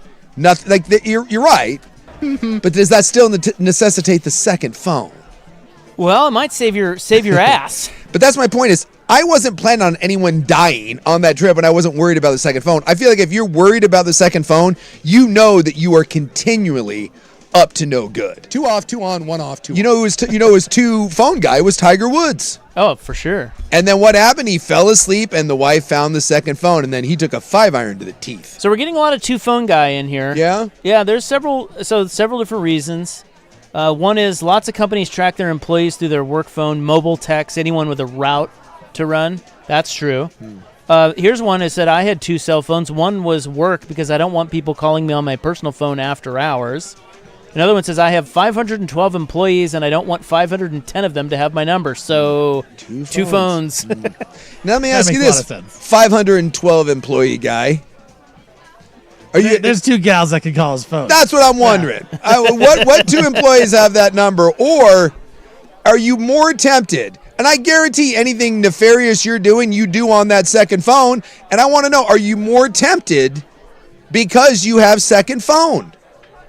I think second, I have my working theory on like concealed carry guy, you know? You ever meet that guy? He's like, I got to have my gun on me at all times. I got to be ready just in case. I believe that guy, all he wants in the world is an excuse to shoot somebody. Because he carries that thing around with him every day for like 5 years and nothing happens with it. And he's like, I just hope one day I never have to use it. And deep down, he's like, God, give me a reason. Give me a reason. He's looking for it. I kind of think that's two cell phone guy. You're walking around with two cell phones. I think it gives you some liberty. You're like, I wouldn't do this, but I got two cell phones. You want people to know you have two phones. Yeah, like I got. I think it kind of leads you down a road of you can do more. It's like, would I normally call this number or look up this website? Well, no, but I got two cell phones. I just think it can lead. Like if Tiger didn't have two cell phones, I'm not certain that Tiger's dating 72 Perkins waitresses. But he had the two cell phones, so it's like the chicken and the egg. Oh, I think he's dating 72 Perkins waitresses. He had a guy that got the girls for him. That's true. Does the nefarious activity come before the second cell phone, or do you get the second cell phone and then you're like, now I'm in? Yeah. I think it's the latter. I think you're doing bad things. You're like, I need a second phone to continue doing bad things. Two phones, one cup. Well, it's a bit like, leads to things. Right. It's a bit like a toupee. You better get it early. Yeah. Yeah. You know we what I all mean? know. Yeah. We You all got to know get it early. Yeah. So if I knew, so Steven, you can't go through life and then at 45 just suddenly be two cell phone guy. We're like, what's up with that? It's like you throw on it's like That's true. you throw on a toupee. Yeah. We're like, what the hell, Sue? But if you fooled people from the beginning, Well, you could like if you started thinning, you could wear a toupee and no one would think anything about it. You caught it early enough. but I can't get a second cell phone at this stage. No. So you gotta establish that you're two cell phone guy before you're Damn it. your I think whole life. Dusty's using a second cell phone in here. I don't know. I screwed up. I guarantee a fan man has two. BTJ will never believe that I'm two cell phone guy now. By the way, speaking of that, what you brought up, Rick Riz was at the game last night. He has a new toupee. A new one. Boy, I'll tell you what. It was. They gave Rick Riz the big video board for like a full minute or two, and it was intense. I believe that Rick Riz has upgraded. I don't know if it's an upgrade, but I think it's new. He needed. Yeah. I think he needed it. But it's so thick and like illustrious that it looks more ridiculous than the old one. I mean, the old one was ridiculous, but Well, this maybe one, he just grew his hair out. it is Will it stay out when he runs by and shoves you out of the way? just. They were showing on that board, and all I could look at was just that absolute rat's nest up there. It was like, wow. And then I thought about him taking a foul ball off that hair. It's protection. Yeah. Hits that hair. It's not going to hurt his head. All I know is that Rick Riz, in my opinion, my humble opinion, that Rick Riz has sprung for a new hairpiece this offseason. And it's better or worse than ever depending on what you think of his hairpiece. It's more obvious than ever. All right, save a life, get free drinks. That's our next topic. Next on The Fan.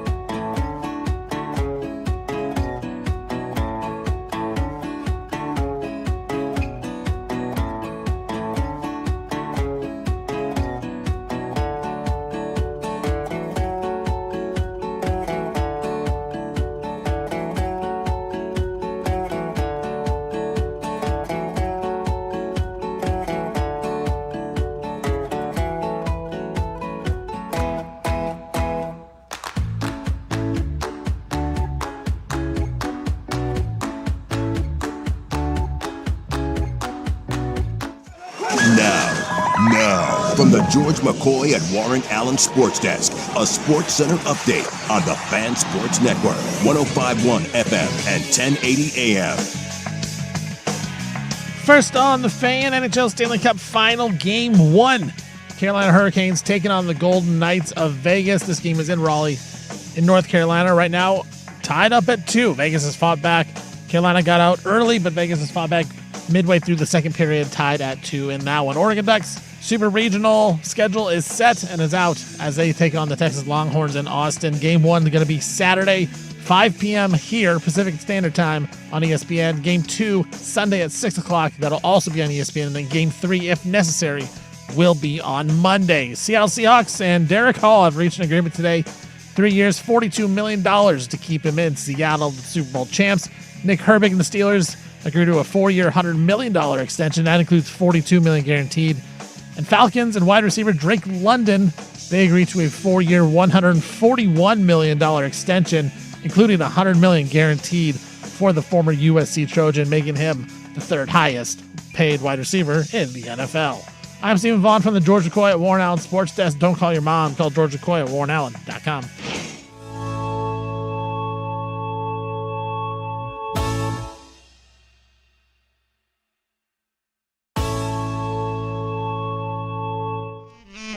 So there's a man wearing zebra shorts who is being lauded.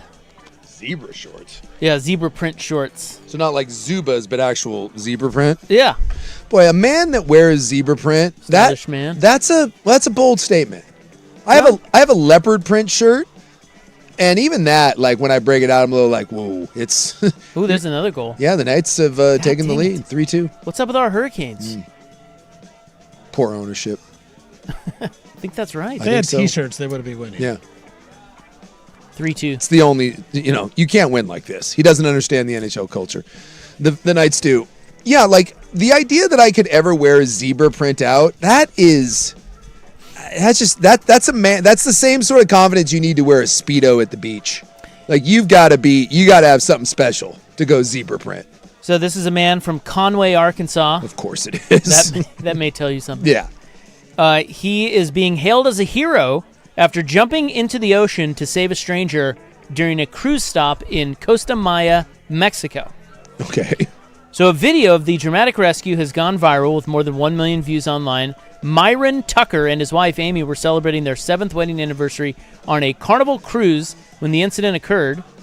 Tucker said he felt compelled by his faith to help and would not hesitate to do it again.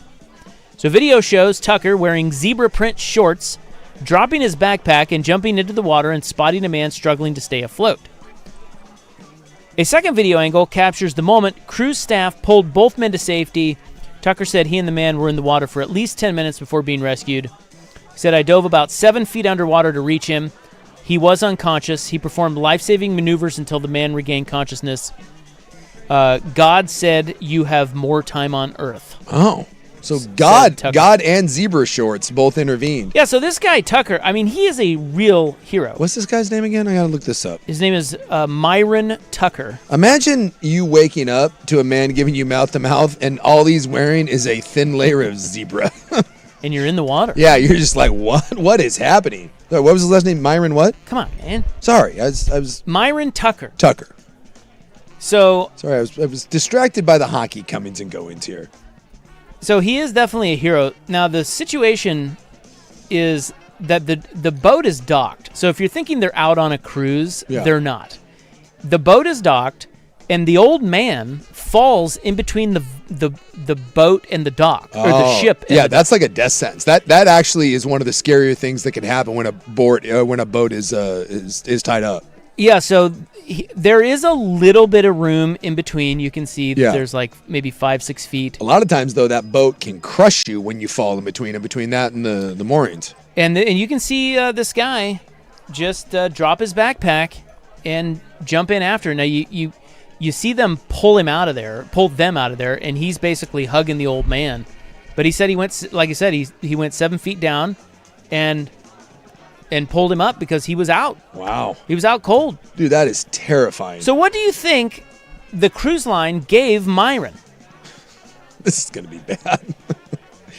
Because, okay, no, let me ask you this. What do you think Myron should get? He should get, honestly, he should get free cruises for an extended period of time. That guy should get That's a what I lifetime think. pass on that. I that think ship. you let him get on any cruise he wants ever again. That you are welcome. Because if you don't, guess what's going to happen? Some other cruise line's going to come along and offer it to him. Yeah, well, and he saved you from I'm guessing you don't want a passenger death on your hands. They gave him free drinks. Oh my God, what cruise line is this? Carnival, you cheap asses. The Tom Dundon of cruise lines over here. Freaking free drinks. Yep. When you go on a cruise, isn't that the whole point? Is it's free drinks anyways? Isn't that like you get like the silver package and you get free booze? I don't know. Is that true? I'm not sure. I've never been on a cruise. Nor have I. Nor do I want to. But I think that's the whole selling point. Is like you go on these cruises and you pay like one fee and then you can drink what you want. See, I think what this guy should get, first of all, he should have a plaque that stays with that ship or maybe on that dock. Yeah. And it should commemorate his heroism. Seriously. Yeah. I think that would be cool. Then I think as the captain of the ship, you got to get on the horn and tell everybody about him. Yeah. And give him his, flowers. 100%. And then I think you present him with a lifetime free cruise membership for him and a +1, not his friends and family. Exactly. Hey, we have to draw a line somewhere. I mean, come on. And then I think Myron's well taken care of. At the bare minimum, is that guy gets to go on like the whatever. Let's say Carnival. What's your best cruise, right? What is your best 2-week luxurious cruise? You hook him up at least that. You know, but to get him free drinks on the same cruise he's already on, that's ridiculous. And by the way, this old man that fell, he had zero chance. No, that dude was. He was gonna die. Well, yeah, and I'm guessing this old man, once he fell in the water, he was cooked to begin with. Dude, Myron is the man. Someone should start here's the thing. Every time some racist piece of crap calls some little kid the N-word, they start a GoFundMe and they raise $1 million for him. Dude, Myron should get a GoFundMe and that guy should get money. If you're gonna give money to someone, give it to that guy, because Carnival's not going to do the right thing. Hook that guy up. Yeah, he said, first of all, I want to say thanks to my parents. They raised me to care for my neighbor and care for others, help with heart, and I don't want to see nobody suffer. I don't want to see nobody lose their life, especially when God has blessed me to have the type of skills I have to save them. Oh, boy. Myron's feeling himself. I love it. Myron is feeling himself. Yeah. Well, you knew. First off, Myron is a stylish black man with cool, dreadlocks and zebra print shorts. You know that Myron knows what's up. That dude, that's a soul brother right there. I think he uses the term jive turkey a lot, and he's got no time for jive turkeys, but he does have time to save people from drowning. Myron's a freaking hero. Yeah, they're also using this, the Tuckers, as they conveniently slipped in that his wife's mom has just been diagnosed with an aggressive cancer. So they threw that in there. Yeah. Look. Yeah. Myron is a hero. Yes. But he's also working the hell out of this. And he should. He should. I'll tell you right now. I'm a pretty good swimmer. You gonna start it? You gonna start the GoFundMe? No. I'm a good swimmer, and in most situations I feel like I'm going in the water. Done it a couple times. I don't know if I've actually saved. I've rescued 3 people, but I don't know if I saved anyone's life. Because there's a difference between getting to someone and helping them and would they have died. I can't say that. And in all 3 of those situations, I've just gone in the water. But none of them were dangerous. Jumping between a cruise ship and the dock, that is dangerous. I don't think I'm going in the water. Well, nobody else jumped in. No. Once was snorkeling, once was diving off a boat because someone had a wakeboarding accident, and once was in a river. And it turned out that kid was just a putz. He would have been fine. So, in fact, I wanted to drown that kid after I got to him, little punk. That's a whole different animal. Jumping down, you are putting your life at risk. There's a difference between trying to save someone and Myron literally putting his life on the line. That guy is the definition of a hero, and that pisses me off that Carnival Cruise Line gave that guy free drinks. That's ridiculous. Well, I see, they originally only offered him a free dinner, him and Amy. Yeah. Free Dindon. Someone said Carnival is the 82nd Avenue of the cruise companies. Yes, it is. Is there a good cruise line? I don't know. I don't think it's Carnival. That is. Aren't the Viking cruises supposed to be so cool? I think so. I think they do like the European like rivers and stuff. But I don't know. I've never been on one. I do think Carnival is viewed as the how do we say, the affordable option. It's the circus I think so. Cruise lines. Yeah. It's not the wind. It's not the wind of cruise lines. So you have Norwegian, you have Holland America, you have Princess Cruises, Luxury Expedition Viking, adults only. Ooh, that's good. No way. Nearly all-inclusive line, skips, casinos, and water slides in favor of... I'll tell you which one I don't want to be on. Skip. What is that? Skips and whatever? It says it skips, casinos, and water slides in favor of Oh. destination immersion, Nordic spas, and culturally rich excursions. Never mind. I thought there was one called, like, I thought that was what it was named. I thought it was like... Skips Casino? Yeah, I was like, I am not under any circumstances going on a boat run by Skips Casino and water slides. I was like, oh my God, that's the Spirit Airlines. Hey, where cruise are you going on? We're heading down to Cancun. How are you getting there? Skip's Casino and Water Slide cruise line? Dude, it's like $112 a night. You won't believe it. It's incredible. They run out of Galveston. It's great. You'll love it. No, I won't. Silver Sea is the pinnacle of all-inclusive ultra-luxury cruising, apparently. So there's, there's some good ones. I'm just not into it, bro. I guess. Dude, I don't know. That bothers me that companies should do... I mean, I hope they get some negative PR and do right by Myron. Or like you said, another cruise line should pick it up and make him their spokesman. That dude is... I'm just watching that video. That is unbelievable. And you're right. No one else was going in after that guy. He risked it all. Yeah. I can't call anyone a coward because I wouldn't go under there. Yeah, I don't... Nope. Boy, I got to tell you, I don't think I would... I mean, you see the guy fall. You're standing right there. Yeah. Instinctually, maybe? No. But I don't... Self-preservation's like... Because I think about that all the time. It's like, I want to try to help anyone I can, but at the same time, there's also situations where you just end up with two dead people, and I don't want to be dead either. It's like if someone falls like on the subway tracks. Have you seen some of those videos? Yeah. People go down there and like while the train's coming. I'm not certain that I got enough John Wayne in my blood to be jumping down there like when I see the train coming. Now, if somebody gets pushed onto the tracks, yeah, but the train isn't coming, I'll go down.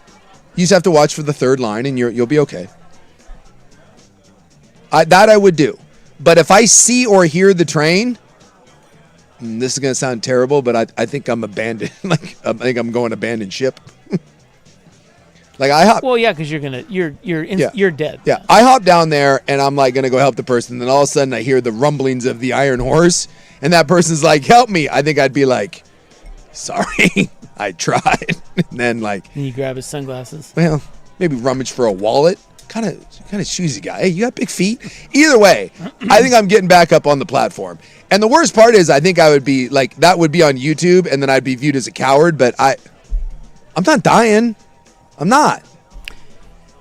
Yeah, I wonder how that would play. Because I could be like, hey, I did the right thing and I went down there because I was going to help him. But the train was coming. Don't you have to pretend to kind of drag him? Dude, I'm not messing around. The moment I see the train, well, wouldn't you hear it first? I'm gone. Maybe I wait till I see it. Right, I hear it. So that's the thing. I hear the train, then I try to do the drag.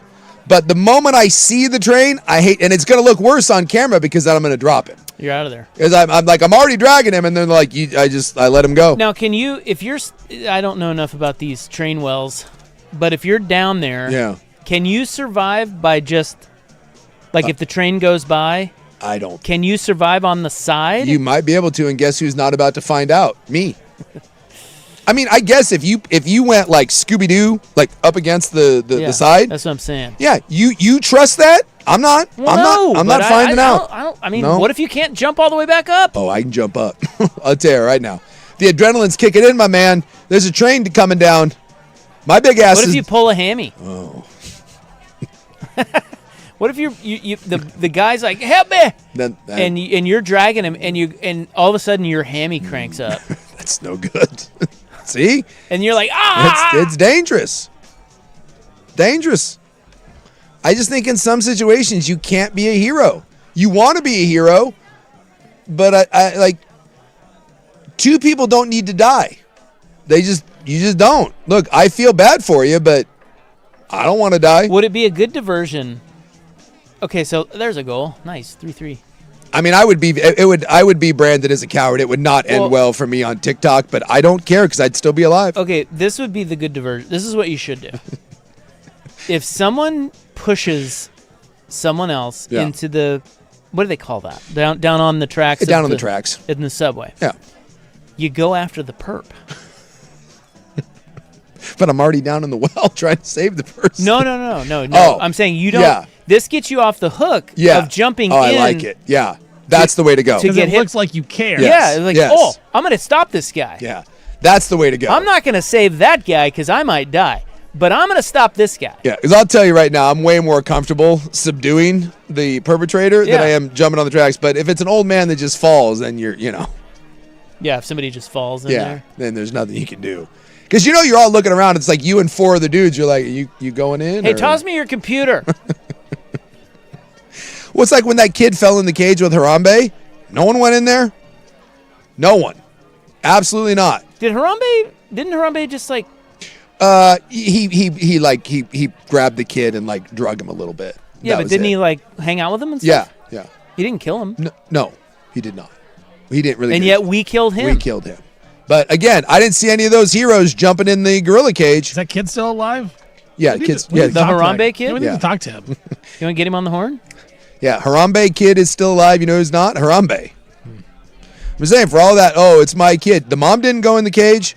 There's certain situations where you have to know, not going in the cage. I do think that the train tracks, or in this case, between the cruise ship and the dock, I think that's Harambe. I think you are justified in looking at that and being like, nope. It's the Harambe zone. That's what I'm calling it. It's the Harambe zone. I don't blame anyone else on that dock for not entering the Harambe zone. But Myron, he went full Harambe. And I say never go full Harambe, but he did. And that means he's a hero. Yeah, apparently Isaiah Dickerson is the kid's name. Yeah. And he is a teenager now, but there is not much information on his life. He's probably doing teenager things. Probably. With 2 phones. What is that? And his freaking mom should be embarrassed because she's the one that let the damn kid fall in the cage in the first place. I would love to hear if he remembered, like what he was thinking. How old was he? 3? Oh, he was a little kid. He doesn't remember crap. Probably sees the video and is like, dude, that's such an idiot. Yeah, exactly. I mean, you think about all the dumb crap you did when you were a kid and you don't really remember it. Like falling into a gorilla pit, probably number one. Well, he fell 13 feet. Yeah. God. Well, again, to fall into one of those cages, you have to ignore like 19 different warning signs and fences and, It's hard. Yeah, yes. It's hard to break You in have there. to make an effort to get into one of those animal pits, and the parent has to make an active effort to not give an F that you're going into the animal pit. And meanwhile, Harambe's out there dying. I am not the best of parents. I have admitted that. I would never allow my kids to get into the pit with Harambe. I feel very confident about that as well. I can be as neglectful as the next guy. But, yeah, my kids aren't going into the pit. Come on. What if Harambe just took Isaiah in, they just left the kid down there, and he became like property of Tarzan. Property of Harambe. Look, you can't be any worse off than he was with that negligent mom. That's right. Harambe zone for life. Yeah. And then everybody would go to the Cincinnati Zoo to see Isaiah Dickerson. Harambe and Isaiah. Swinging from vines. Dude, I read it now. It's very dark. Uh-oh. It's bad. I read a. Well, you want to stick a fork in that till our next segment? Yeah, it's. Final I don't even segment? know if you want to. It's just you talked about it. I read a story about that happening in real life. It was in 1904. It is dark, like bad. And I guess this was. I got down a whole rabbit hole. I think it was in the Atlantic. There was an article about this that they used to kidnap kids and put them in like traveling zoos. Yeah, it's bad stuff. They pay him? No. There was a story. I'll give you the name, but the kid was kidnapped from overseas. He was a little tribal kid, and they put him in a cage with an orangutan. Oh dear! And they took him around the country, and he was a circus display with an orangutan, and people paid to see him, and it doesn't have a happy ending. I was like, oh my God, Yeah, not that long ago, 1900. Thus proving my point, don't go back in history ever. 1904, not that long ago, and yet that happened. All right, we will wrap it up next on The Fan.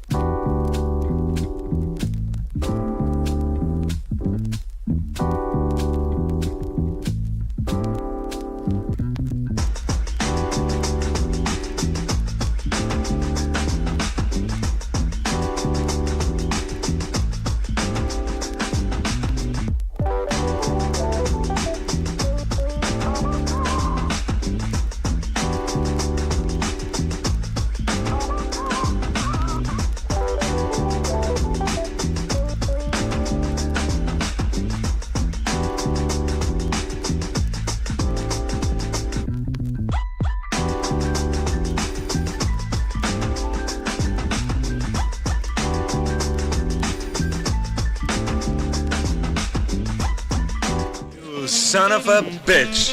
Hey, I was going to present this story yesterday, but it's better with you here because Stevie Fire, he says he has never watched an episode of 60 Minutes.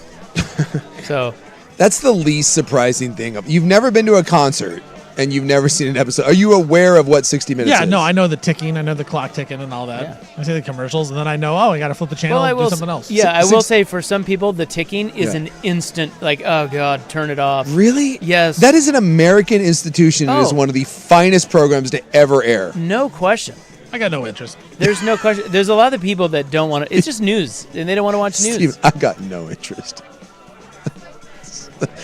I got nothing. It is a great show, though. I'll bet you who was featured on 60 Minutes once was Harambe. Guarantee they did a piece on Harambe. Well, Anderson Cooper left. Yeah. And so now CBS News is being run by that. It's not even a news organization anymore. Yeah, what's her name? It's just a propaganda arm. Barry Wise or whatever. She's getting a lot of heat for how she's running it. It's a whole thing. Well, anyway, did you see who they are? And this is real. Yes. I double checked this. 60 Minutes is dying.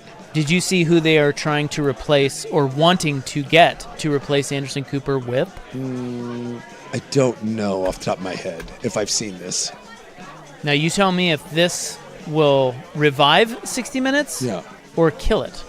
Well, there's a bunch of people that have been working with 60 Minutes and ex-correspondents and stuff that are like, dude, it's already dead. Because they've already fired. They fired the executive producer. They brought in a new one. They've definitely changed it. 60 Minutes was was always viewed as one of the last great independent journalistic organizations that really did real news, and it was not slanted. And it is now part of the CBS propaganda arm. So would it help 60 Minutes or kill it if they replaced Anderson Cooper with Joe Rogan? Oh my God! Really? That's real.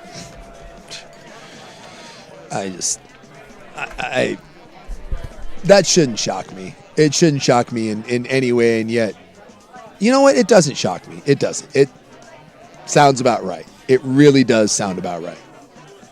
The amount of things that are going on that we have normalized, I just thought we were better than this, and we are not.